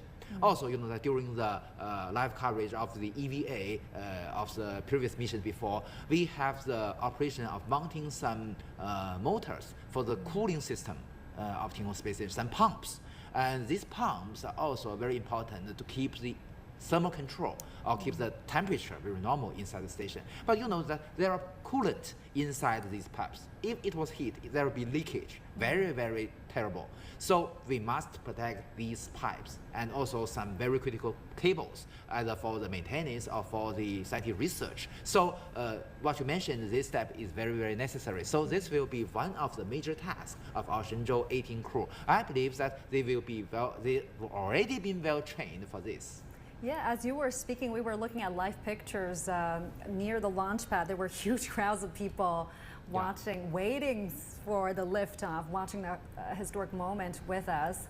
Now, as we speak, the 3 astronauts are already in position, strapped in. Not much of movement there. They are quietly waiting for, the final procedures, the final checks up. We're approaching 15 minutes prior to launch. Yes. And you mentioned Shenzhou 17 crew, right? The Shenzhou 18 crew will be welcomed by their peers from the Shenzhou 17 there crew. is a very, very interesting experience of the Shenzhou actually speaking, Shenzhou 17 crew and Shenzhou 16 crew. That during the launch of the Shenzhou 17 spacecraft, that Shenzhou 16 crew is watching the live coverage inside Tiangong Space Station. And when your colleagues of the CMG see this video, and she, actually Ms. Lao Chunyan, say hello to Mr. Jing Haipeng, the commander. And it is very interesting that Jing Haipeng react to her greeting. So this like shows that the communication between our Tiangong Space Station and the ground is already very, very powerful now. Very smooth connection there. I'm sure the Shenzhou 17 crew are watching the live coverage. The live coverage of this launch as well. With our Mandarin service, we might be able to see them later in the program. Very exciting moments. Yeah, because we know that we have the Tianlian data relay satellite. At this moment, we have both the first generation and the second generation Tianlian data relay satellite. So we can have multiple video streams, very high definition video streams, multiple from the cameras mounted in everywhere inside our Tiangong Space Station to give these videos to the ground. So we can, during this live coverage, not only the astronaut inside our Tiangong Space Station can see the launch procedure, but also we can see they are watching the live coverage. Yeah, so the Shenzhou 17 crew and Shenzhou 18 crew will conduct another in-orbit handover. Yes. So we will see the 4th time we see this historical moment between the Shenzhou 17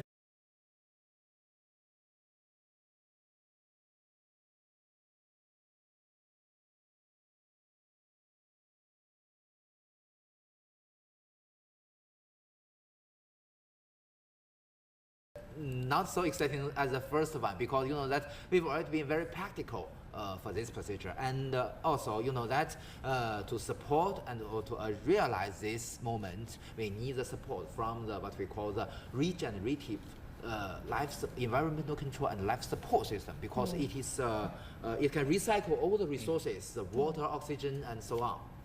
So at this moment, still you can see, usually in most cases, we can see the video camera mounted inside our re-entry capsule. Usually the commander and his companions usually sometimes read the manuals. You may notice that the manual not only includes the operations, the guidance of what they should do next, but also it has information, very necessary information when something wrong happens, what they should do.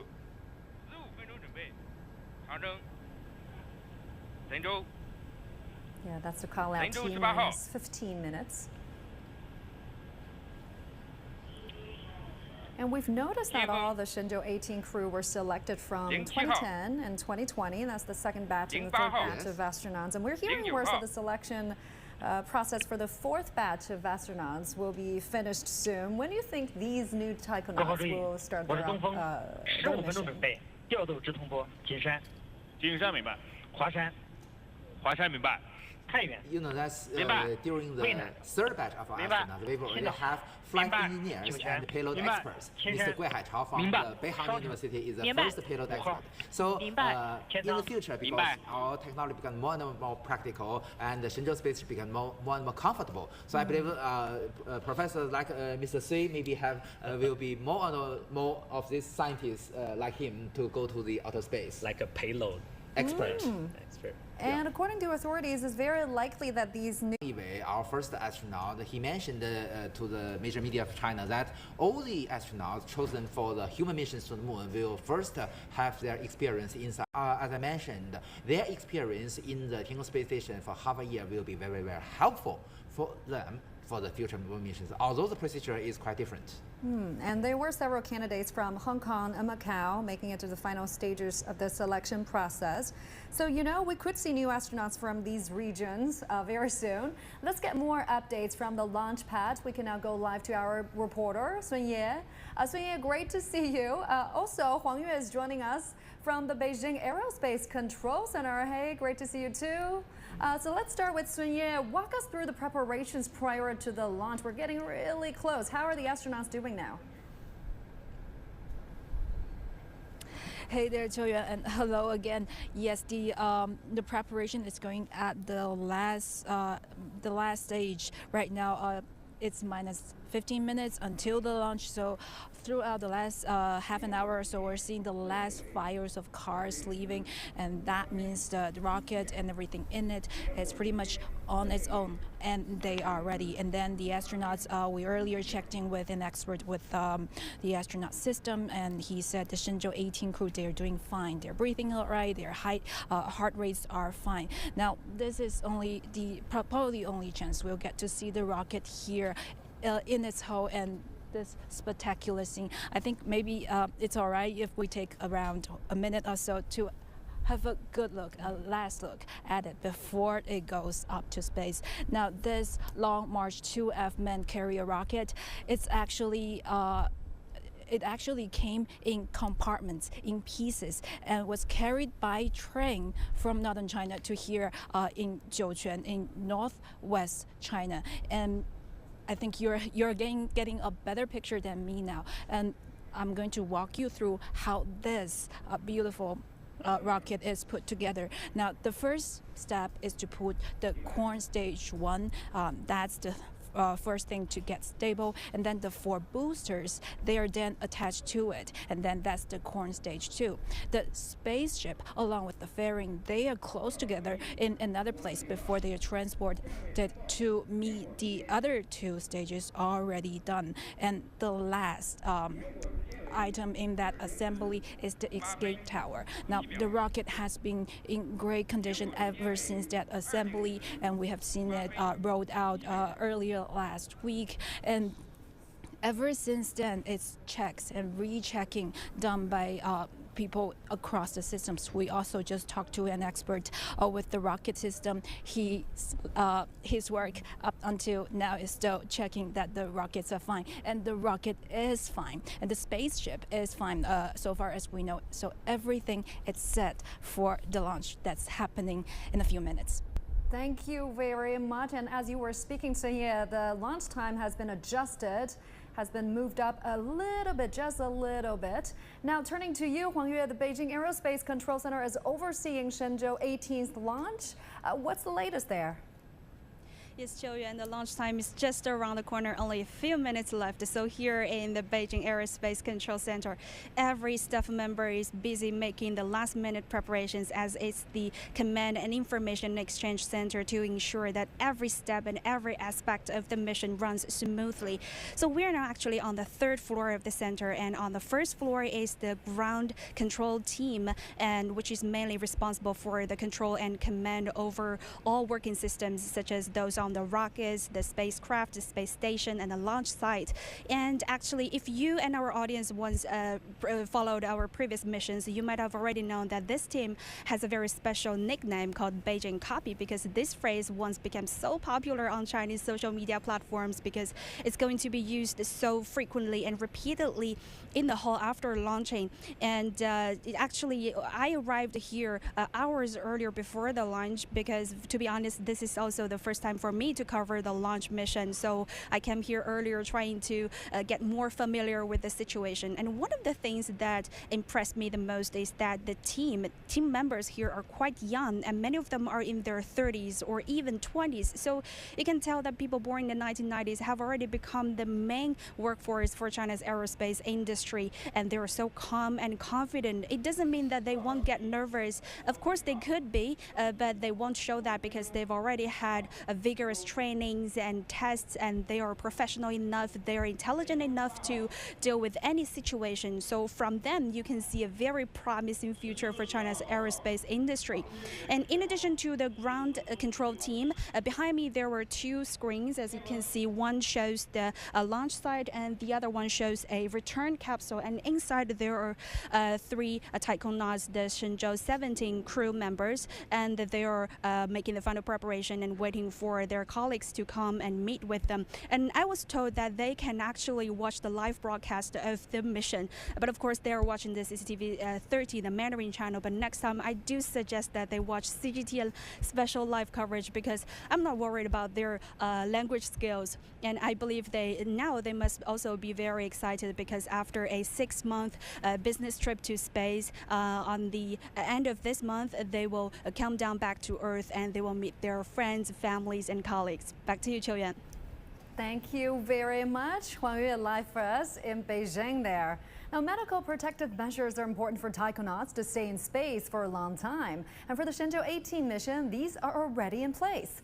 Li Yinghui, Deputy Chief Designer of the Astronaut System of China's Manned Space Program, explains how these measures keep taikonauts healthy in space. For the Shenzhou 18 mission, we took personalized medical protection measures to keep our taikonauts healthy. This proved effective in the second space trip for Guangfu this time. What's more, for this mission, we conducted a series of medical experiments in space. They cover several aspects. For example, we've done in-depth research on health assessment model building on the known risks. They will enrich our established knowledge, technical reserves, and database. They will also provide us more theoretical and technical support. We also use traditional Chinese medicine like acupoint therapy, which adds to the healthy protection for taikonauts. For those of you who just joined us, you're watching our special coverage of the Shenzhou 18 launch. We're less than 15 minutes to go till the launch. And as our Sun Yan earlier mentioned, all the ground staff have pulled back already. And but the rocket's still attached. Is it? Is it still attached to the launch tower? It's not running on its own just yet. You may notice that the rotational arms in the middle of the rocket is still connected to attached to the launch vehicle. So which means that still we have the cables provide the electricity to the launch vehicle, and also maybe about 3 minutes, 5 or 3 minutes, some of the arms will leave the launch vehicle and the launch vehicle will stand on its own. But you know that I can still notice that when you talk with Ms. Sun Ye, I noticed that the commander and also his crew members are still reading the manual very carefully. Also, you know that yesterday during the conference, when the crew member meet with the media, you know that they are full of confidence, but they are not so very careful and be aware of what the challenge they will face. So, like their previous crew members, they are reading their manual. As I mentioned, not only the normal operations and the normal procedure, but also all the conditions they must possibly to be faced. So this is this shows that they are very, very professional. Yeah, we're approaching T-minus 5 minutes. Okay. There you go, the call out. So. In the coming minutes, we will have several very, very important steps, as we've already discussed. The transfer of power supply from the ground to the launch vehicle itself, and also the activation of the what we call the guidance, navigation, and control system, or the GNC system.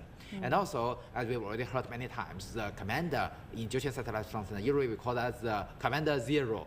Well, they've put down their face shield. Okay, they close the face mask of their helmet. So at this moment, they have formed the second airtight sealings as a backup measure to ensure their safety. And they're still looking at their manuals. What kind of things are on their checklist?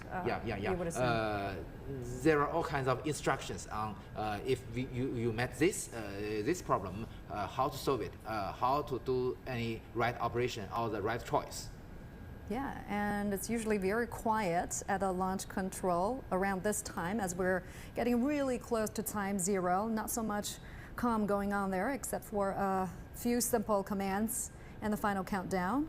And that's because the final status checks by now, most of them have been completed, so that's a good sign. You don't want to hear too much noises around this time. Yeah.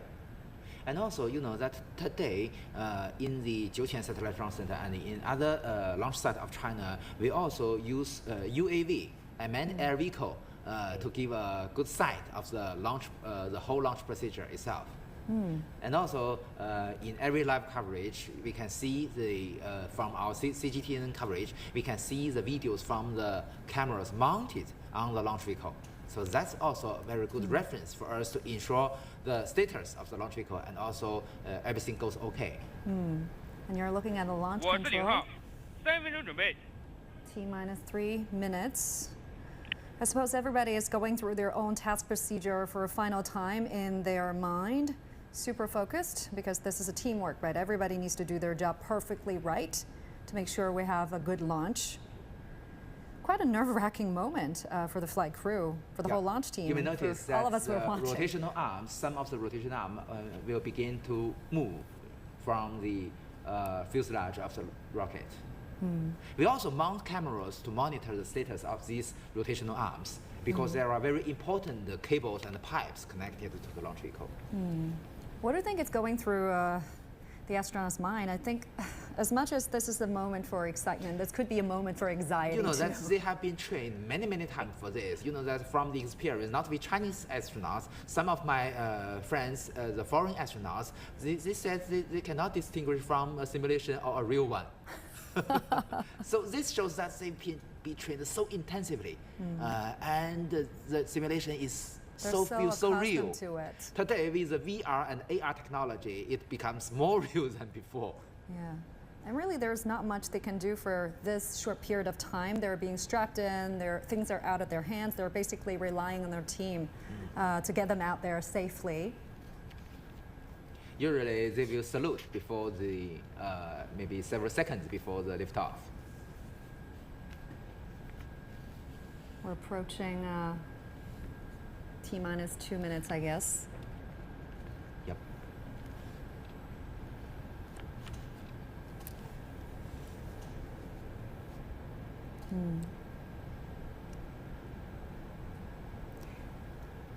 This is a beautiful evening of Jiuquan Satellite Launch Center. 各号注意，我是领号，1分钟准备。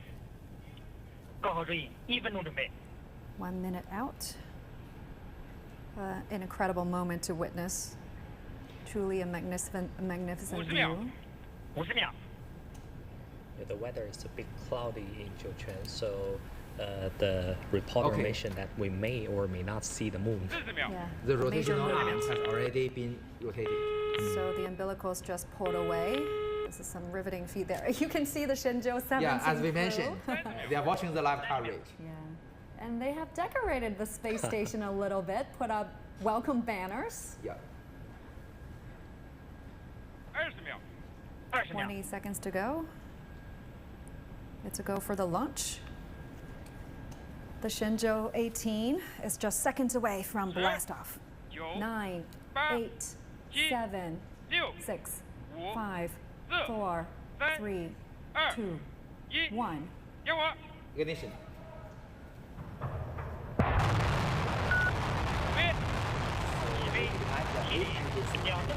And at the moment, 20 seconds after the liftoff, we will have a pitch over which means that the flight direction will change from a vertical one to the horizontal one, to the eastward. Just a spectacular view there. Yeah, you can see the 8 engines working very perfect. And you can hear the voices from the launch team providing tracking status, saying things are going good, and that's great. We can see the videos from the camera mounted, looking backwards. So these are the side boosters. Yeah, we can see 2 of the side boosters. And at about, okay, I believe this moment already the pitch over has already been accomplished. So if things goes well, we could see the escape tower being detached in just a few minutes. We just heard that the ground stations report that everything goes okay, the flight is normal. And we can see both the infrared image and the optical image. Exactly. So at the moment of the 120-second will be the critical step to jettison the escape tower. So the escape tower is essentially a small solid fuel rocket set on top of the capsule. In the event of an emergency, such as an impending explosion, it'll pull the capsule far enough away from the launch vehicle to allow for a normal parachute land. Because at the moment of 2 minutes, it's already high enough, so we don't need the escape tower. But still, we have emergency escape engines on the payload ferry. We can see that during the live coverage previously. We can see the trail, as you mentioned, on this maybe infrared image. Yeah, if it's during the day, we could see it very clearly, but because it's dark, so we're relying on the infrared image now. Another critical step coming up very soon. At the moment, 153 minutes. Okay, great. Oh, that's the call out. The emergency escape tower has already separated, and then will be the separation of the 4 boosters. So you saw a bright flash over there. The emergency escape system.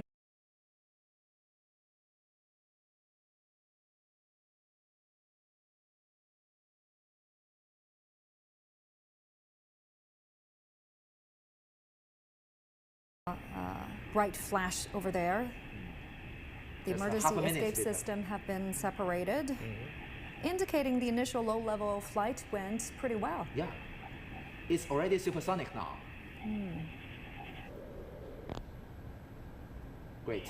Booster separation. The separation of 4 boosters, and then the separation of the first stage. Immediately. 助推器分离。一二级分离。一级关机。一二级分离。 A successful separation. Great. And the next critical step will be the separation of the payload ferries. 东风光学 USB 雷达跟踪正常，遥测信号正常。 Minutes, we've seen a series of fast maneuvers and status reports there. Now the combination of the Shenzhou spacecraft and the launch vehicle is flying eastwards. Oh, this is video cameras mounted on the rear part of the second stage. And this camera is inside the payload ferry, looking forward. You can see that's okay. There you have it. The separation of the payload ferry. Roughly 4 minutes into the flight, we are seeing fairing jettison. 神舟18号报告。 So now the spacecraft is exposed in space. I just heard the voice of Mr. Guangfu, the commander. He reported that the payload fairings, now they can see the sightseeing outside. But I believe 02 and 03 have a better view. Yeah, they've got the window seats. Yeah. But there is no aisle seat. I wonder what they could see from their windows now. Usually, in the previous missions, sometimes they can entering the sunshine areas, but this moment they are still in the shadow areas of the Earth. So in about few minutes, we're gonna see the second stage rocket being dropped. So well, the second stage works much longer than the first stage, more than 5 minutes. Yeah. Now you can see this is the camera the video camera mounted on the second stage. Is this the time that the crew will feel maximum G-forces? Usually that happens right before at the separation of stages, because at the moment the thrust has a certain number, but you know that with the fuel becomes less and less, and the acceleration becomes greater and greater. Usually, at the separation of the first stage or the separation at the second stage, they will experience the maximum peak of the G forces. So you might want to take a look at these astronauts and see just whether it'll show on their face or, you know, through their body gesture. But the 3 to 4 G is not a big problem for them. It's nothing for them? They'll be trained for up to 8 to 10 Gs. And even in 8 to 10 Gs, they can do the right operations. So the highest G load they're going to feel is around 10. In abnormal during cases. The flight? No, in this it's normal flight, 5G? usually 3.6. Okay, that's not so bad. Not so bad. But that's already a large number for our normal people. Imagine you have 3 more people on yourself, right? So that's the loading. Usually, how would your body react to that many G-forces? Usually you just need to, say, activate more muscles, you recruit more muscle activity to work against that overgravity. Is there anything that they can do now to offset the effect of high G-forces?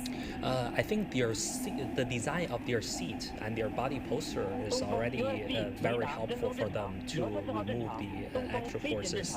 Yeah. So if everything's normal, as we just heard, they are actually in a quite comfortable condition, yeah, as they are very used to those in their everyday training. Yeah. Now we can see on the left of the screen is the video camera mounted on the second stage looking backwards. Our second stage of the Long March 2F rocket have one main engine with a thrust about 80 tons. And also we have 4 vernier engines which control the attitude and the direction. So you can see the video monitoring the proper working of these rocket engines. Very bright, but this moment is already out of the atmosphere. Okay. Still, the Shenzhou 17 crew is watching the live coverage. They will meet after 6 or 7 hours. Very soon, very soon. I believe our Shenzhou 17 crew have already prepared the breakfast for our Shenzhou 18 crew. Well, that's nice. Yeah. And I suppose in a few minutes after the second stage shut down, we are going to see things starting to drift, starting to float. But you know that's the normal procedure is that we first shut down the main engine. Still, the 4 vernier engines works. And we will adjust the trajectory. Okay, as I mentioned, the main engine shut off. And the 4 vernier engines still working, and we will adjust the trajectory very precisely. So after several seconds, after we have already entered the right orbit, we will shut down the vernier engines. And then will be the separation of the spacecraft. Yeah, so it looks like the astronauts are feeling a bit more at ease now. Yes, because you know that because the shutdown of the main engine, the G-forces is not so remarkable now. Yeah, as the environment is changing from high G-forces to microgravity conditions. So when the shutdown of the vernier engine, they will experience 0 G. Yeah, so things will start to be floating if you watch closely. Oh, that's the shot of the solar panel. Yeah, it's still folded now.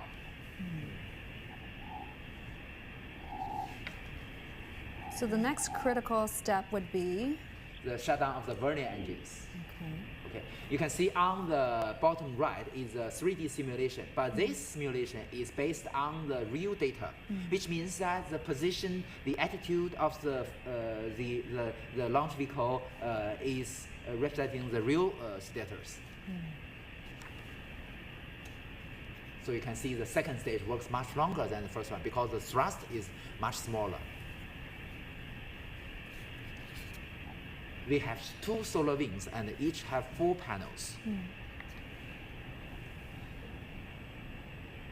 I think for the 2 new astronauts, Li Guangsu and Li Cong, this will be a very exciting moment. Changjiang is a space tracking ship. The code, I believe it will be Yuanwang 7 space tracking ship. It's in the Pacific Ocean.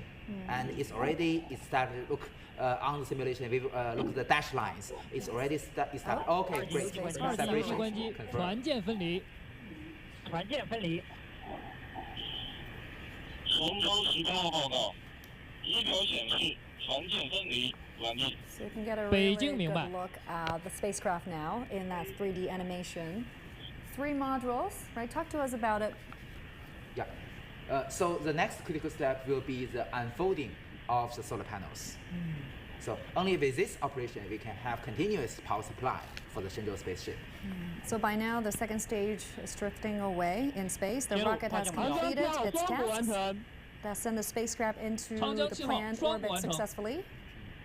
And also from the voice, we can hear that our Changjiang 7 or the Yuanwang 7 space tracking ship has already established stable communication with our Shenzhou spaceship. They are more relaxed. Because they will be getting back to Earth in a few days. Actually, I believe they will not sleep this evening, this night, because they will be very, very exciting. There are visitors. Yeah, they'll be back in about 5 days. Yeah. And I believe they will bring very fresh food for them. And they've also made rooms for their friends. There are 6 bedrooms inside of 3 in the Tiangong 1 comma.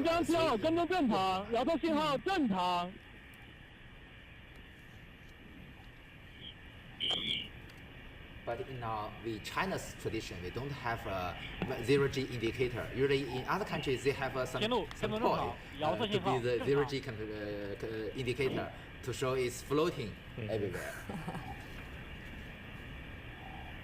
The ground team is confirming the status with the crew and confirming status of the spacecraft. And Mr. Ye Guangfu, the commander, and Mr. Tang Hongbo, the commander of the Shenzhou 17 crew, both come from the second batch. And this are their second flight mission. 顶站收到，东风。东风收到。3、2、1。 With the separation of the end stage of the rocket, the Shenzhou 18 spacecraft is already in orbit. So next, our ground team will check the accuracy of the orbital parameters. If everything is accurate enough, we can announce that it is a successful launch. 北京明白。长程报告，太阳帆板展开正常。太阳帆板展开正常。 Great. The solar panels are unfolded very normally. And what comes after this? What comes next? Next will be the examination of the, as I mentioned, we will double check or even triple check with different data resources to check the accuracy of the other parameters. Tiangong Space Station and a dock visit. So we cannot just declare the success just yet. We have to wait for... We just heard his voice that the antenna for the data relay satellites has already been unfolded very normally. You know that we have a small device to keep connection with our data relay satellite, but we also have a high gain antenna which can send videos from this antenna to the Tianlian data relay satellite. This is also very important for us. That's a big improvement compared to previous missions. And it also ensures the very reliable connection between the ground stations and our ground centers to our Shenzhou spacecraft. You know, every mission is risky because you know that there are so many uncertainties. So keep a very smooth communication with the space flight center, control center will be a very good insurance to keep the success of our flight mission. Now looking at the 3 astronauts. 神舟18号，我是北京。 Let's listen in. 神舟18号到。通报座舱大气环境及身体情况。神舟18号明白。 We've just heard ground control exchanging a few words with the flight commander, trying to confirm their status. Air quality.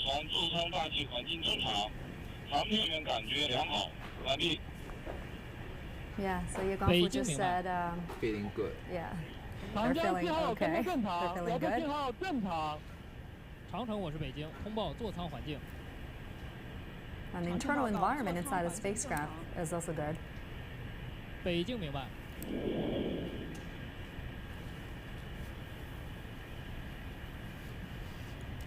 神舟18号，我是北京，经地面确认，座舱环境正常，可以打开面窗。神舟18号明白。 We have a very important, very critical subsystem called the atmospheric control system. So as mentioned we heard the voice that the atmosphere inside the cabin is good. So they can open their face mask. Yep.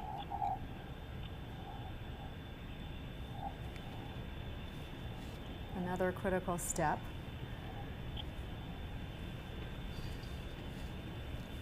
You can see they are still busy reading their manual. Yeah. I mean, a pretty young team we're looking at, in their 30s, 40s. Is this a trend? Are we going to see younger and younger astronauts in the future? Yeah, I think we're looking forward to see the younger generation of astronauts. They are taking charge of more and more launching missions. What's considered as a prime thing? I think it depends from. 41.5度，周期1小时30分钟的预定轨道，飞船座舱环境正常，航天员状态良好。北京出轨根数及分离点参数已向各方向发出。东风。东风明白。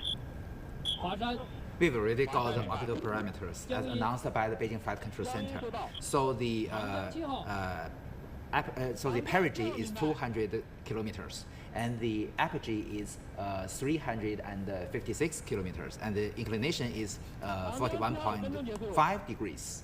So it's a very accurate launch. It'll take an hour and a half, right, for them. So they will spend 6.5 hours in orbit to chase our Tiangong space station and finally dock to the docking port at the bottom of our node. And that'll be an automated rendezvous? In normal cases, it will be a automatic one. But if anything wrong happens to the automated docking system, as you mentioned, we will switch to the manual docking. And all these crew members were well trained for this operation.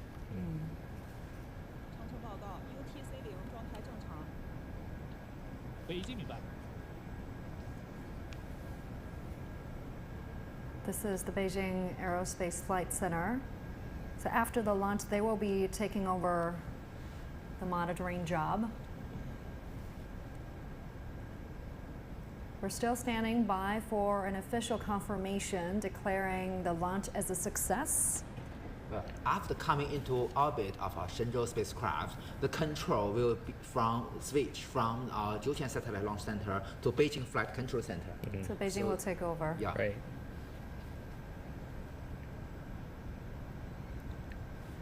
I guess the ground team are doing some calculations, maybe some adjustment burns exactly. for the spacecraft. As I mentioned, we based on different data resources to confirm the accuracy of each orbital parameter to ensure that it is accurate enough. Because as we've already discussed, the Shenzhou spacecraft must enter the same orbital plane of our Tiangong space station. So this is the most essential and most important requirement to its accuracy. And then, because it is now lower than our Tiangong space station, so it orbiting the Earth faster than our Tiangong space station. So it is a chasing vehicle, and it comes closer and closer, and after 6.5 hours, we will dock together. 天路跟踪正常，遥测信号正常。天路跟踪正常。Tianlu is another name of our Tianlian data relay satellite system. So at this moment, it's already out of the coverage of our space tracking ship, and it is mainly based on our Tianlian data relay satellite. As we've already heard the voice, that the high gain antenna has already been unfolded. So at this moment, we can transfer not only the voices, but also can transfer the videos from our cabin of our Shenzhou spacecraft. Right.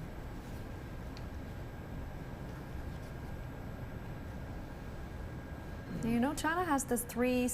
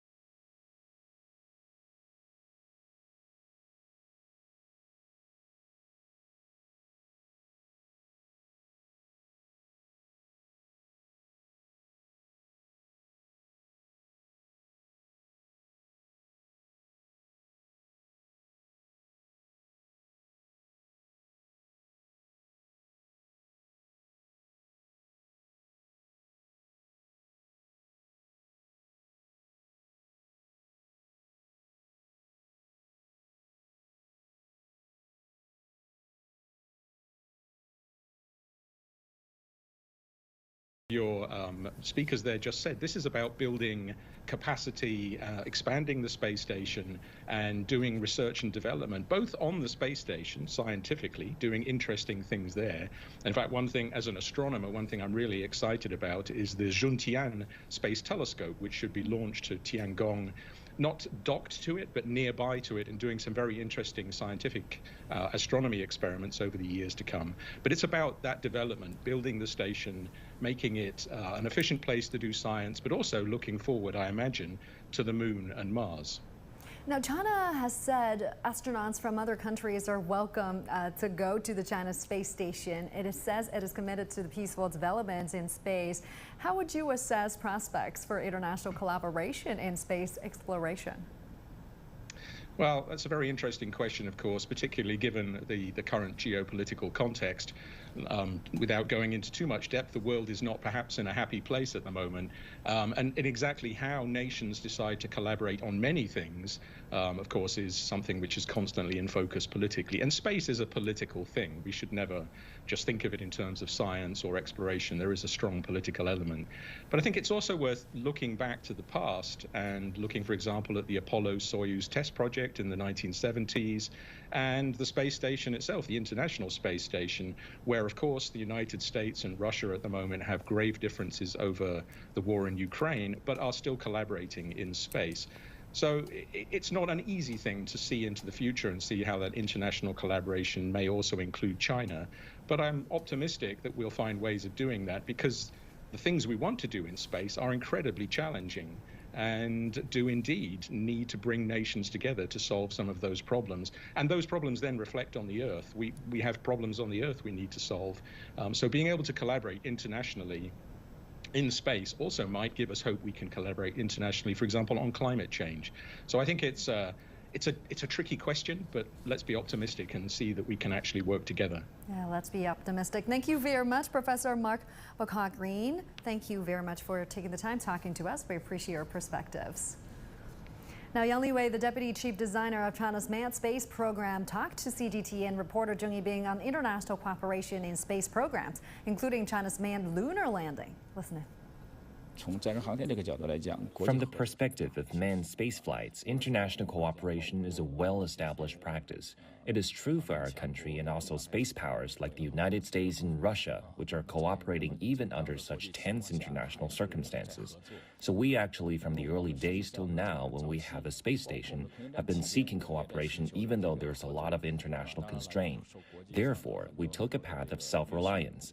For manned lunar landing, we discussed its feasibility around 2010 and 2011, and we're looking for international cooperation.